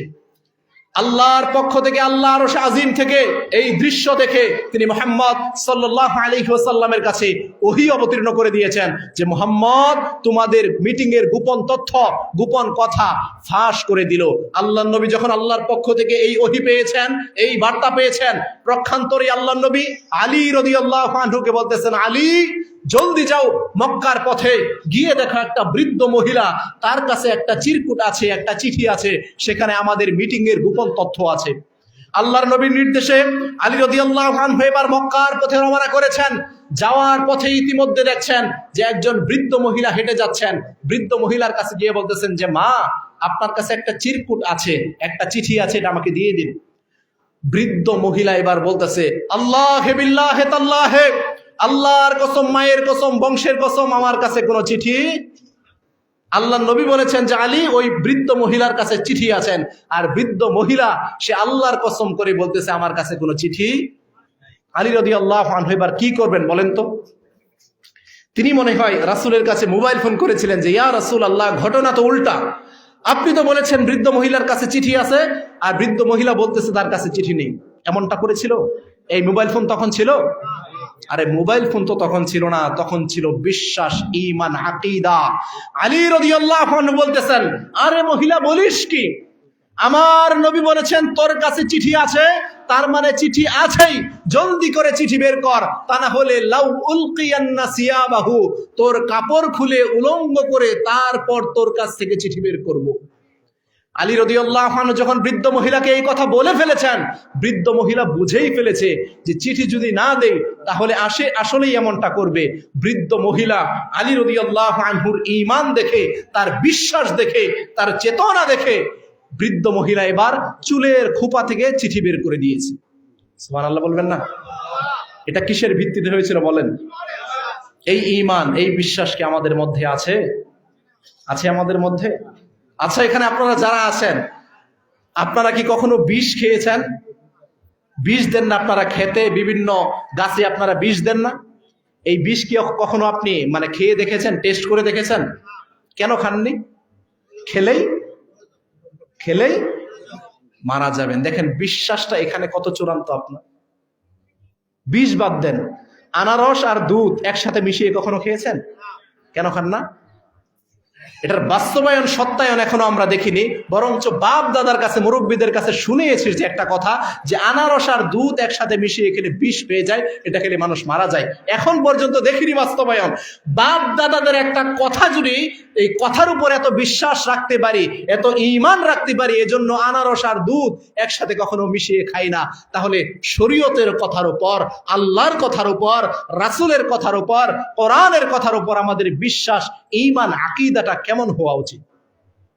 কেমন হওয়া উচিত? মানে শুধু কি আমরা ওই যে আহলে হাদিস হয়েছি জন্মসূত্রে, আমাদের মসজিদও আহলে হাদিস, মাশাআল্লাহ, মাহফিল করি আহলে হাদিসের মাধ্যমে, আহলে হাদিস উলামায়ে কেরামের মাধ্যমে, এটার উপর ভিত্তি করে এই দাবি করে কি কাল কিয়ামতের ময়দানে আমরা বেঁচে যাব? এই দাবির মাধ্যমে বাঁচতে পারবেন? আরে আপনি যদি ভেবে থাকেন যে আপনি আহলে হাদিস, আপনি সালাফি, আপনি সহিহ আকীদার লোক, এটার উপর ভিত্তি করে এই দাবি করে আপনি কাল কিয়ামতের ময়দানে বেঁচে যাবেন, তাহলে আপনার আগে বেঁচে যাবে, আপনার আগে জান্নাতে যাবে হচ্ছে ইহুদি খ্রিস্টানরা। কারণ ইহুদি খ্রিস্টানের দাবি আপনার চাইতেও বড় দাবি। কেন জানেন? আমরা তো দাবি করি যে আমরা আহলে হাদিস, কোরআন সুন্নাহর অনুসারী, আর ইহুদিরা দাবি করে যে আমরা হচ্ছে আল্লাহর সন্তানদের সন্তান। ইহুদিদের দাবি হচ্ছে যে ঈসা আলাইহিস সালাতু ওয়াস সালাম হচ্ছে আল্লাহর সন্তান, আর আমরা হচ্ছে ঈসা আলাইহিস সালাতু ওয়াস সালামের কওম, তার সম্প্রদায়, আমরা হচ্ছে আল্লাহর সন্তানদের সন্তান। তার মানে দাবির ক্ষেত্রে আমাদের চাইতে যাদের দাবি বড় তারা হচ্ছে ইহুদি খ্রিস্টান। দাবির মাধ্যমে কোনো ব্যক্তি পার পাবে না। কোন ব্যক্তি দাবি করবে নিজেকে ইমানদার, কোন ব্যক্তি নিজেকে দাবি করবে যে আমার মধ্যে ঈমান আছে, কোন ব্যক্তি দাবি করবে আমি আহলে হাদিস সালাফি, এই দাবির মাধ্যমে সে মুক্তি পাবে। শুধুমাত্র আল্লাহ সুবহানাহু ওয়া তাআলা মুক্তি দিবেন মানুষের কর্মের উপর ভিত্তি করে, যে কে কি কর্ম করেছে, কে কেমন কর্ম করেছে। আজকে আমরা যত মানুষ রয়েছি, এখানে যত মানুষ আছি, এখানে এর বাহিরে যত মানুষ আছে, সমস্ত মানুষ হচ্ছে ক্ষতির মধ্যে নিমজ্জিত। তবে ইল্লা চারটা বৈশিষ্ট্য, চারটা গুণ যার মধ্যে থাকবে, এরা বাদে পৃথিবীর সমস্ত মানুষ ক্ষতির মধ্যে নিমজ্জিত। আপনারা সেই আয়াত জানেন, সেই সূরাটাও জানেন। আল্লাহ বলেন ওয়াল আসর, সময়ের কসম, ইন্নাল ইনসানা লাফি খুসর, নিশ্চয়ই সমস্ত মানুষ ক্ষতির মধ্যে নিমজ্জিত আছে, সমস্ত মানুষ। ইল্লা, তবে, তারা বাদে, আল্লাযীনা, যারা, আমানু, আল্লাহর প্রতি ঈমান এনেছে, যে ঈমানের কথা আপনাকে এতক্ষণ বলতেছিলাম, যারা আল্লাহর প্রতি চূড়ান্ত ভাবে ঈমান এনেছে, ওয়া আমিলুস সলিহাত, এবং আমলে সলেহ করেছে, সৎ কাজ করেছে, নেক কাজ করেছে। ঈমানের পরের দাবি কি? সৎ কাজ করা, নেক কাজ করা। মানে আপনার জীবনে আপনি নিজেকে ইমানদার দাবি করবেন, আহলে হাদিস দাবি করবেন, আপনি মুমিন দাবি করবেন, এর পরের দায়িত্ব হচ্ছে আপনাকে আপনার জীবনে আপনি যত কর্ম করবেন, যত কাজ করবেন, সমস্ত কাজ হতে হবে ওয়া আমিলুস সলিহাত, সৎ এবং নেক। আপনি চাইলেও আর কোনো খারাপ কাজ করতে পারবেন না। একজন ব্যক্তির ঈমান, যে ঈমানের দাবি করবে যে আমার মধ্যে ঈমান আছে, তার দ্বারা কখনো অন্যায় কাজ, অসৎ কাজ কখনো সংগঠিত হবে না। ঈমানের দাবি হচ্ছে যার মধ্যে প্রকৃত ঈমান আছে, সে যত কাজ করবে, যত আমল করবে, প্রত্যেকটা কাজ, প্রত্যেকটা আমল হবে সৎ এবং নেককারজনক কাজ। অসৎ কোনো কাজ তার দ্বারা হতে পারবে না। এটা হচ্ছে ঈমানের দাবি। এরপরে আল্লাহ সুবহানাহু ওয়া তাআলা বলছেন ইল্লাযীনা আমানু ওয়া আমিলুস সলিহাত ওয়া তাওয়াসাউ বিল হক, এবং যারা হকের উপর, সত্যের উপর প্রতিষ্ঠিত থাকবে, হকের উপর, সত্যের উপর ইস্তিকামাত থাকবে। এটা খুব কঠিন বিষয়। আল্লাহর প্রতি ঈমান নিয়ে আসাও এটা সহজ বিষয়, এবং সৎ কাজ করা এটাও সহজ বিষয়, কিন্তু সত্যের উপর, হকের উপর অটল অবিচল থাকা এটা খুব কঠিন বিষয়, খুবই কঠিন বিষয়। এটা চাইলেও মানুষ পারে না। এজন্যই আমি আমার বয়ানের শুরুতেই যে আয়াত পাঠ করেছিলাম, আল্লাহ সুবহানাহু ওয়া তাআলা এখানে বলছেন ইন্নাল্লাযীনা ক্বালু রাব্বুনাল্লাহ, নিশ্চয়ই যারা বলে আমাদের রব হচ্ছে আল্লাহ। আমাদের রব কে? জোরে বলেন। আরে আপনারা তো নেতাদের নামে স্লোগান যখন দেন তখন গায়ের পুরো শক্তি উজাড় করে বলেন, তাহলে আপনাদের আমাদের রব হচ্ছে একজন আল্লাহ, তার নাম একটু উচ্চ আওয়াজে বলতে পারেন না? আমাদের রব কে? জোরে বলেন, আমাদের রব কে? আমাদের রব হচ্ছেন সত্য রব, একমাত্র হক রব। আর পৃথিবীতে যত রব রয়েছে, যত মাবুদ রয়েছে, যত প্রতিপালক রয়েছে, সবকিছুই হচ্ছে বাতিল। একমাত্র সত্য হক ইলাহ হচ্ছে আল্লাহ। তো আল্লাহ বলছেন যারা এই হক ইলাহকে গ্রহণ করতে পারবে, যারা বলতে পারবে আমাদের রব হচ্ছে আল্লাহ, সুম্মাস্তাকামু, অতঃপর এই হকটাকে গ্রহণ করার পর হকের উপর অটল অবিচল থাকতে পারবে। এটা খুব কঠিন বিষয়, যেটা বলছিলাম, ওয়াতাওয়াসাউ বিল হক, যারা হকের উপর স্থির থাকতে পারবে, হকের উপর ইস্তেকামাত থাকতে পারবে, হকটাকে গ্রহণ করার পর এটার উপর ধীর থাকতে পারবে। এটা খুব কঠিন বিষয়। আজকে দেখবেন যারাই হকের উপর আছে তাদের উপর বিভিন্ন ধরনের বাধা বিপত্তি আসে না? আসে কি আসে না? আব্দুর রাজ্জাক বিন ইউসুফ এদেশের মাটিতে তিনি কি কিচ্ছা কাহিনী করে বেড়ায়? তাকে চিনেন আপনারা? আব্দুর রাজ্জাক বিন ইউসুফ একজন হকপন্থী আলেম।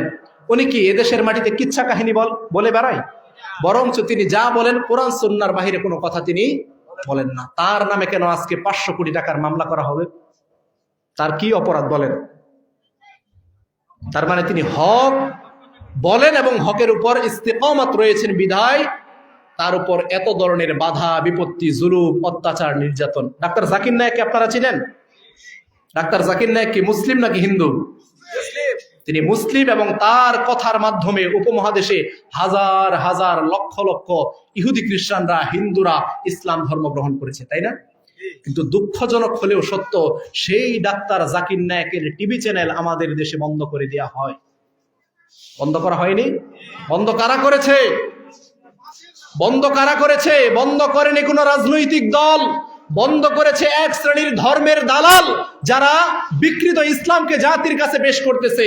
যখনই ডাক্তার জাকির নায়েক এবং তার পিস টিভির মধ্য দিয়ে হকপন্থী আলেমরা কোরআন সুন্নাহর মৌলিক অথেন্টিক হক কথাগুলি এই টিভি চ্যানেলের মাধ্যমে প্রকাশ করতেছে, আর জাতি এখান থেকে হকটাকে গ্রহণ করে তারা নিজেদের জীবনকে শুধরে নিচ্ছে, তখন এক শ্রেণীর ধর্মের দালাল, এক শ্রেণীর কাঠ মোল্লারা, তাদের ধর্ম ব্যবসা বন্ধ হয়ে গিয়েছে, তাদের মাজারের ব্যবসা, খানকার ব্যবসা বন্ধ হয়ে গিয়েছে। এই শ্রেণীর আলেমগুলো, এই শ্রেণীর হুজুররাই প্রশাসনের ধারে ধারে পোষা কুত্তার মতো ঘুরে তারা এই পিস টিভি বন্ধ করেছে। বাংলার জমিনে এখন পর্যন্ত এই নোংরা চ্যানেল, স্টার জলসা, জি বাংলা, আরো যত নোংরা চ্যানেল রয়েছে, এগুলো বন্ধ করা হয়েছে। কেন বন্ধ করেনি এই হুজুররা, এই কাঠ মোল্লারা, এই ধর্মের দালালরা? কেন বন্ধ করেনি? কারণ ডাক্তার জাকির নায়েকের এই টিভি চ্যানেলের মধ্য দিয়ে তাদের ধর্মের উপর দশা লেগেছে। তাদের এই বিকৃত ধর্মকে জাতি লাথি মেরে তারা পবিত্র কোরআন এবং সুন্নাহর সেই সঠিক কথাগুলোকে তারা গ্রহণ করে নিয়েছে। এজন্যই এই শ্রেণীর ধর্মের দালালরা, এই কাঠ মোল্লারা বাংলার জমিনে পিস টিভি বন্ধ করে দিয়েছে। কিন্তু বন্ধ করে তারা সফল হতে পেরেছে? বন্ধ করে তারা সফল হতে পারে নাই। তারা এখন ধুকে ধুকে মরতেছে যে আহলে হাদিসদের পিছনে লাগার কি যন্ত্রণা, কি জ্বালা, এটা তারা বুঝতে পারছে যে আহলে হাদিসদের এই একটা পিস টিভি বন্ধ হওয়াতে আহলুল হাদিসদের বাংলাদেশে যত আলেম রয়েছে, প্রত্যেকটা আলেমের ফেসবুক অ্যাকাউন্ট এবং ইউটিউব চ্যানেল এক একটা পিস টিভিতে পরিণত হয়ে গিয়েছে। আলহামদুলিল্লাহ।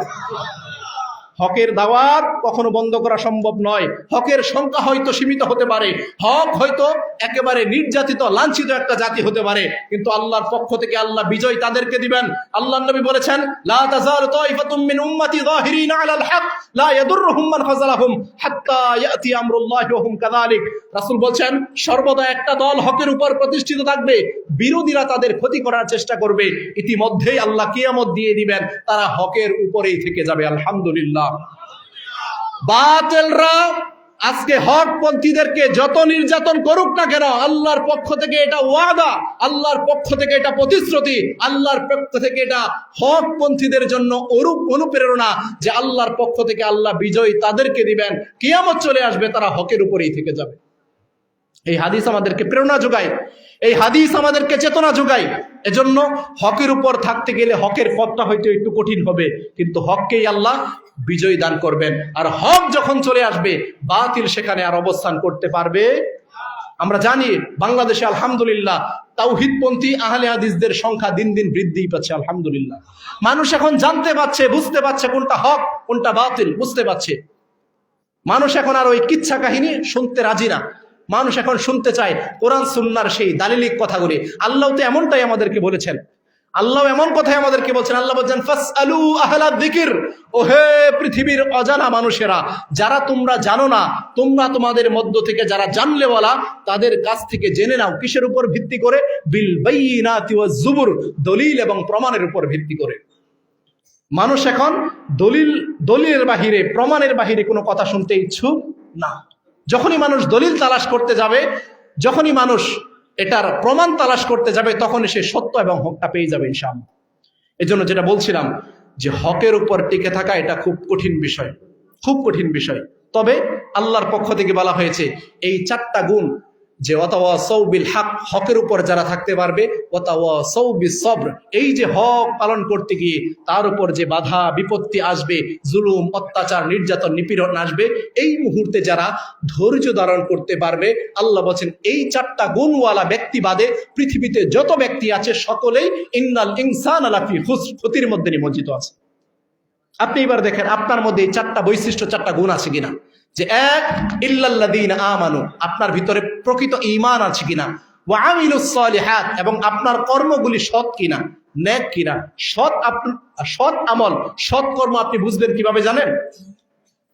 সৎ আমল, আপনার আমলটা সৎ, আপনার ইবাদতটা সৎ, নেক, এটা বুঝবেন কিভাবে? আপনাকে দেখতে হবে যেই আমলটা করতেছেন এই আমলের ক্ষেত্রে আল্লাহ এবং রাসূলের স্বীকৃতি আছে কিনা, আল্লাহ এবং রাসূলের স্বীকৃতকৃত আমল কিনা।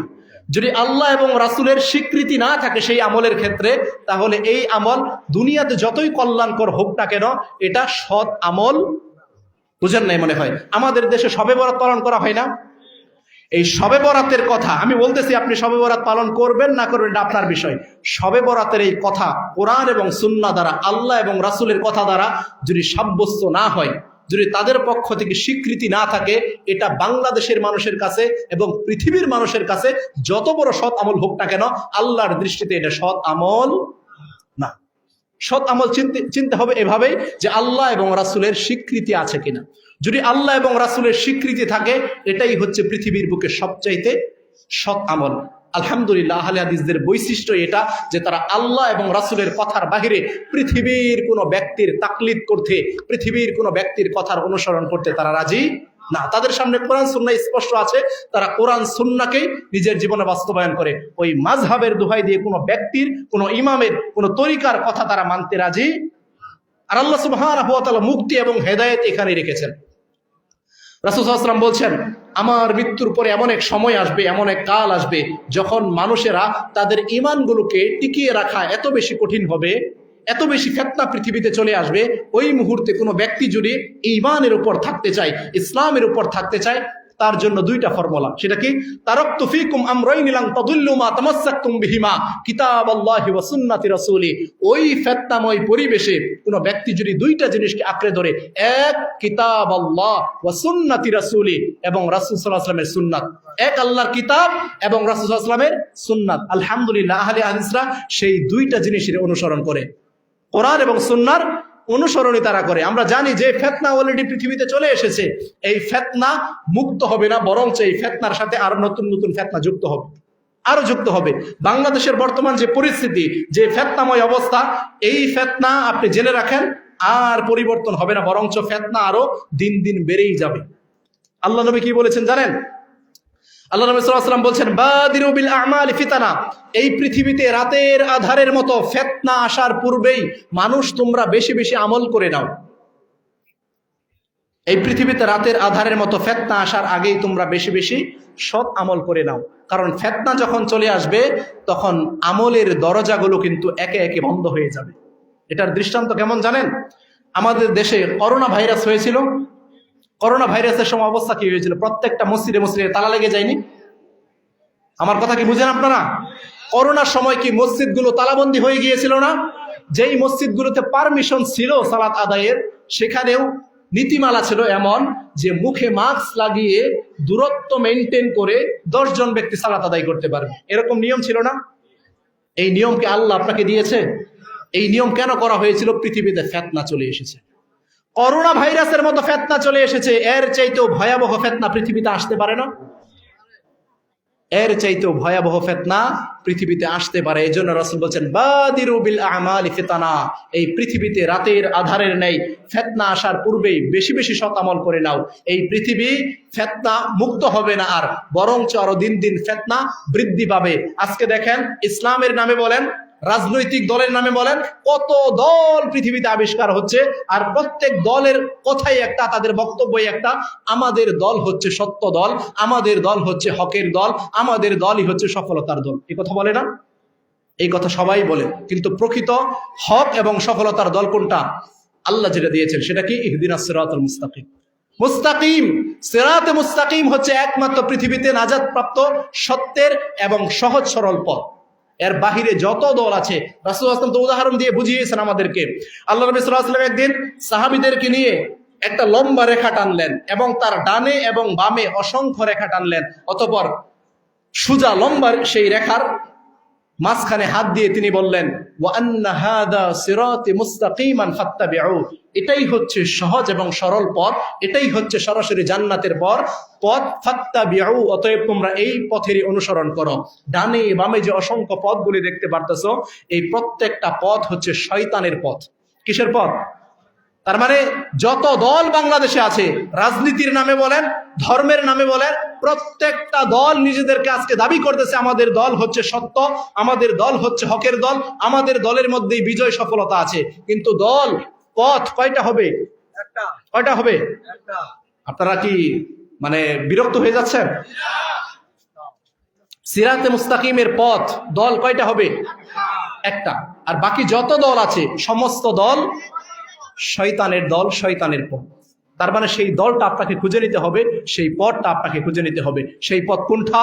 যেই পথ এই পৃথিবীতে যারা শ্রেষ্ঠ, যারা আল্লাহর কাছে সবচাইতে শ্রেষ্ঠ, যারা দুনিয়া থেকে জান্নাতের সার্টিফিকেট গ্রহণ করে গিয়েছেন, যাদেরকে বলা হয় রাদিয়াল্লাহু আনহুম ওয়া রাদু আন, যাদের উপর আল্লাহ সন্তুষ্টি প্রকাশ করেছেন এবং যারাও আল্লাহর উপর সন্তুষ্ট প্রকাশ করেছেন। তারা কারা? তারা হচ্ছেন সাহাবায়ে কেরাম। সাহাবায়ে কেরামের রেখে যাওয়া সেই পথ পন্থার উপর আমরা আজকে হলফ করে বলতে পারি, যারা প্রকৃত অর্থেই আহলে হাদিস, যারা প্রকৃত অর্থেই কোরআন সুন্নাহর অনুসারী, তারাই একমাত্র সেই হকের পথকে, সেই পদ্ধতিকে, সেই নীতিমালাকে বেছে নিয়েছে। যারা প্রকৃত অর্থে আহলে হাদিস নিজেদেরকে দাবি করে এবং যারা প্রকৃত অর্থে আহলে হাদিসের এই রূপরেখাকে বাস্তবায়ন করেছে, এটা হলফ করে আমরা বলতে পারি তারাই সেই পথের উপর রয়েছে। কারণ তারা পৃথিবীর কোনো ব্যক্তির কোনো মতাদর্শকে গ্রহণ করে না, একমাত্র আল্লাহ প্রদত্ত সেই যেই নীতিমালা, আল্লাহ প্রদত্ত যেই ওহী, আল্লাহ প্রদত্ত যেই বার্তা, আল্লাহ প্রদত্ত যেই শরীয়ত এসেছে, সেটারই কেবলমাত্র অনুসরণ করে হচ্ছে আহলে হাদিসরা। আলহামদুলিল্লাহ, এটার উপর ভিত্তি করে আমরা বলতে পারি। তো যেটা বলছিলাম, আল্লাহ বলছেন ওয়াতাওয়াসাউ বিল হক, হকের পথ এটা খুব কঠিন পথ। হকের উপর চলতে গেলে আপনার উপর বাধা আসবে, বিপত্তি আসবে, জুলুম আসবে, অত্যাচার আসবে, নির্যাতন আসবে। তাহলে এই জুলুম, অত্যাচার, নির্যাতন কবে শেষ হবে আমাদের পক্ষ থেকে? আমরা যারা আজকে হকের অনুসরণ করি, আমাদের উপর যে এই হকের পথে চলার কারণে বাধা বিপত্তি আসতেছে, এই বাধা বিপত্তি, এই জুলুম, অত্যাচার, নির্যাতন, নিপীড়ন কবে শেষ হবে? এই যে আমরা কষ্ট করে যাচ্ছি, এই কষ্টটা শেষ হবে কবে? আল্লাহ বলছেন, ইয়া আইয়ুহাল ইনসান, হে মানুষ, ইন্নাকা কাদিহুন ইলা রাব্বিক, তোমাকে তোমার রবের নিকট পৌঁছানো অবধি অনেক কষ্ট সাধন করতে হবে, অনেক জুলুম, অত্যাচার, নির্যাতন, নিপীড়ন, কষ্ট সাধন করতে হবে। এই কষ্ট সেদিনই শেষ হবে, ইলা রাব্বিকা কাদহান ফামুলাকি, যেদিন তোমার রবের সাথে তোমার মোলাকাত হবে, যেদিন তোমার রবের সাথে তোমার সাক্ষাৎ হবে, সেদিন এই কষ্ট মিটে যাবে। আলহামদুলিল্লাহ। তার মানে আল্লাহর কাছে পৌঁছানোর আগ পর্যন্ত, জান্নাতে যাওয়ার আগ পর্যন্ত এই কষ্ট কখনো শেষ হবার নয়। একজন মুমিন ব্যক্তির জীবনে এই কষ্ট শেষ হবে না ততক্ষণ পর্যন্ত, যতক্ষণ পর্যন্ত ইলা রাব্বিকা কাদহান ফামুলাকি, তার রবের সাথে তার মোলাকাত না হবে, সাক্ষাৎ না হবে।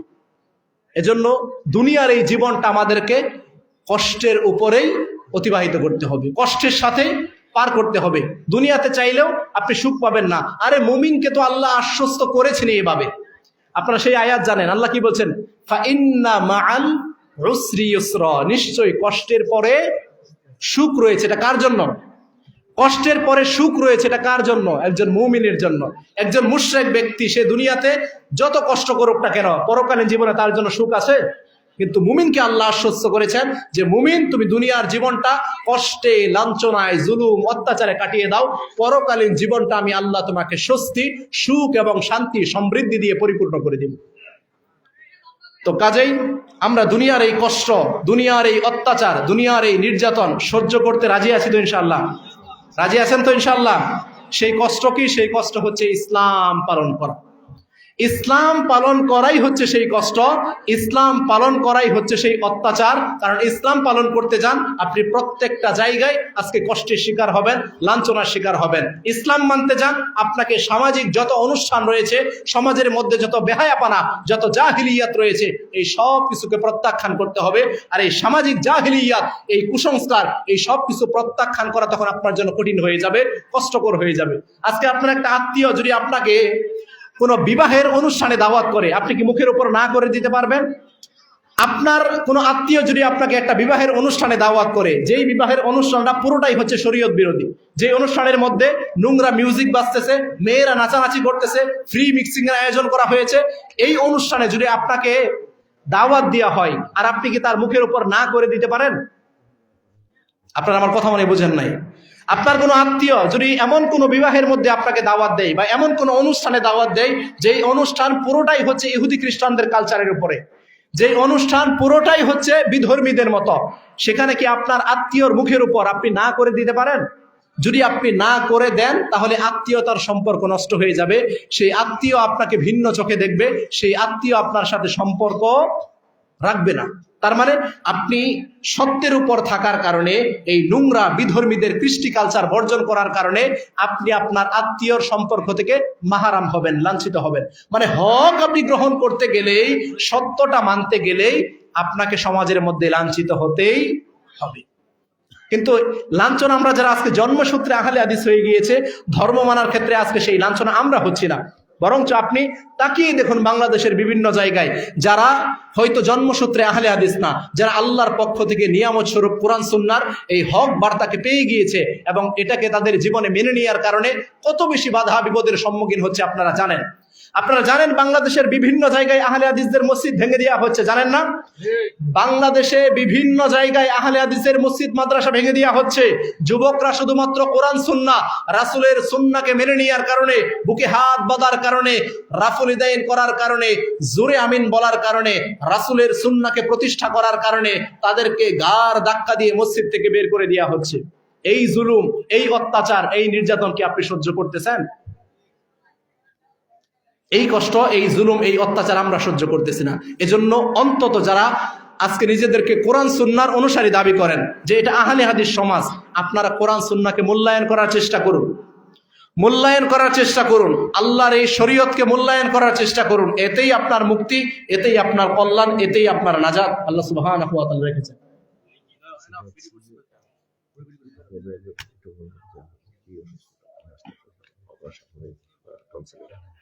এখানে এই যুবকদের ব্যাপারে কিছু বলবেন? যুবকরা অনেক চেষ্টা করতে হবে এটা বাস্তবায়ন করছে। আর এলাকার যারা অসুস্থ ওনাদেরকে বসায় কিছু খাবারের আয়োজন আছে, জি ইনশাআল্লাহ। আপনারা উঠাউঠি করবেন না। আপনারা হয়তো অনেকেই ইতিমধ্যে অবগত আছেন যে আপনাদের খাবারের আয়োজন করা হয়েছে। ইনশাআল্লাহ আপনারা আপনাদের খাবার গ্রহণ করে তারপর রাসূলের সুন্নাহ সম্মত দোয়া পড়ে তারপর যাবেন। এতে আপনার অনেক মর্যাদা রয়েছে, অনেক মর্যাদা।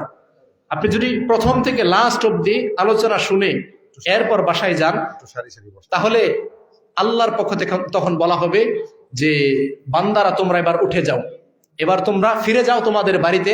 তোমরা এতক্ষণ আলোচনা শোনার কারণে তোমাদের জীবনে যত পাপাচার, অন্যায়, অপরাধ রয়েছে আমি আল্লাহ ক্ষমা করে দিলাম। কাজে উঠাউঠি করলে এই ফজিলত, এই মর্যাদা থেকে আপনারা লাঞ্ছিত হবেন, বঞ্চিত হবেন। কাজেই আমি আপনাদেরকে একটু অনুরোধ করব, আমাদের মাহফিলের সৌন্দর্য রক্ষা করার জন্য মেহেরবানি করে একটু আপনারা লাইন আকারে বসে যান, সারিবদ্ধ হয়ে বসে যান। ইনশাআল্লাহ সারিবদ্ধ হয়ে ইনশাআল্লাহ বসে যান। আমরা আপনাদের সকলের জন্য দোয়া করব। তো আমি আলহামদুলিল্লাহ অত্যন্ত আনন্দিত হয়েছি যে আজকের আপনাদের এই প্রোগ্রামকে বাস্তবায়ন করেছেন, বাস্তবিক রূপ দিয়েছেন অত্র সমাজের, অত্র এলাকার যুবকের। আলহামদুলিল্লাহ, যেখানে বাংলাদেশের বিভিন্ন জায়গার যুবকেরা এই শীতকালকে কেন্দ্র করে তারা বিভিন্ন ধরনের গান বাজনা, উৎসব, বিভিন্ন পার্টির আয়োজন করে, সেখানে আপনাদের এলাকার, আপনাদের সমাজের যুবকেরা আজকে অত্যন্ত সুন্দর কোরআন সুন্নাহর যে দাওয়াতের ব্যবস্থা করেছে। তো আপনাদের যুবকরা এই আয়োজন করেছে, এটা আপনাদের জন্য অনেক বড় পাওয়া। আমরা কথা না বলি, আমরা কথা বন্ধ করে তারপরে কথা শুনি ইনশাআল্লাহ। না, আপনারা কথা বললে কথা বলার মতো কোনো মুড থাকে না, কথা বলার মতো কোনো পরিবেশ থাকে না।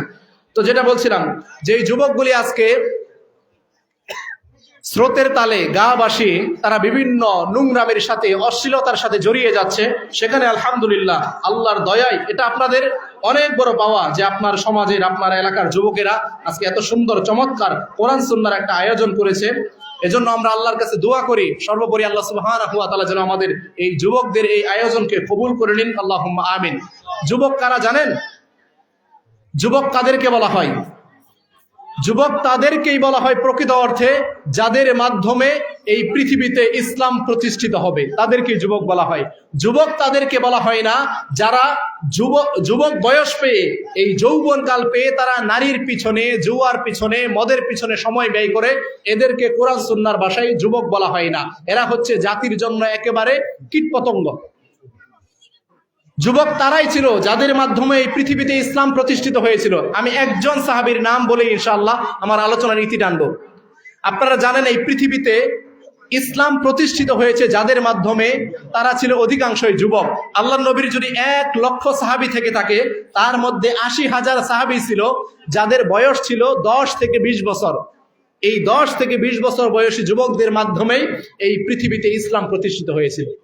আপনারা বলতে পারেন যে আমার ছেলের বয়স এখন 10 বছর, 20 বছর, ও তো এখন একটু ফ্রি ফায়ার খেলবে, ও এখন একটু মেয়েদের সাথে উঠা বসা করবে, ও এখন মোবাইলে গেমস খেলবে, ও এখন নোংরামি পানা করবে। এটা আপনাদের বক্তব্য।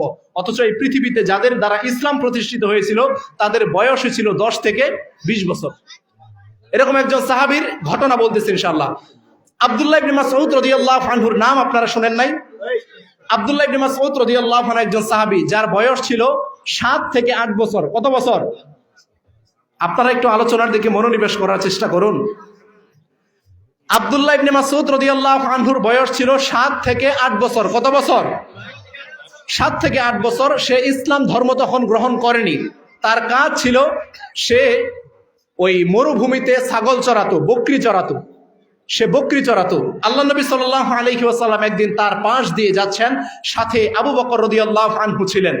আল্লাহ নবী এই 7 বছর 8 বছর বয়সী এই বাচ্চা ছেলেকে দেখে বলতেছেন যে তোমার নাম কি? সে বলতেছে যে আমার নাম আব্দুল্লাহ ইবনে মাসউদ। বলতেছে যে তোমার কাছে কোনো বকরি আছে এমন যেই বকরি দুধ দেয়? তখন এই 7 বছর 8 বছর বয়সী বাচ্চা ছেলে আব্দুল্লাহ ইবনে মাসউদ বলতেছেন যে হ্যাঁ, আমার কাছে এমন বকরি আছে যেই বকরি দুধ দেয়, কিন্তু এই বকরি আমি আপনাকে দিতে পারবো না, কারণ এই বকরি আমার মালিক আমার কাছে আমানত রেখেছেন, আর এই আমানতের রক্ষাকারী হিসাবে আমি একজন বিশ্বস্ত ব্যক্তি আব্দুল্লাহ ইবনে মাসউদ। এটা কত বছর বয়সী বাচ্চা বলেছিল বলেন তো? 7 থেকে 8 বছর বয়সী বাচ্চা ছেলে রাসূলের মুখের উপর বলতেছে আমার কাছে এমন বকরি আছে যেই বকরি দুধ দেয়, কিন্তু বকরি আমি আপনাকে দিতে পারবো না, কারণ আমার মালিক আমার কাছে এটা আমানত রেখেছে, আর আমানতের রক্ষাকারী হিসাবে আমি একজন বিশ্বস্ত ব্যক্তি।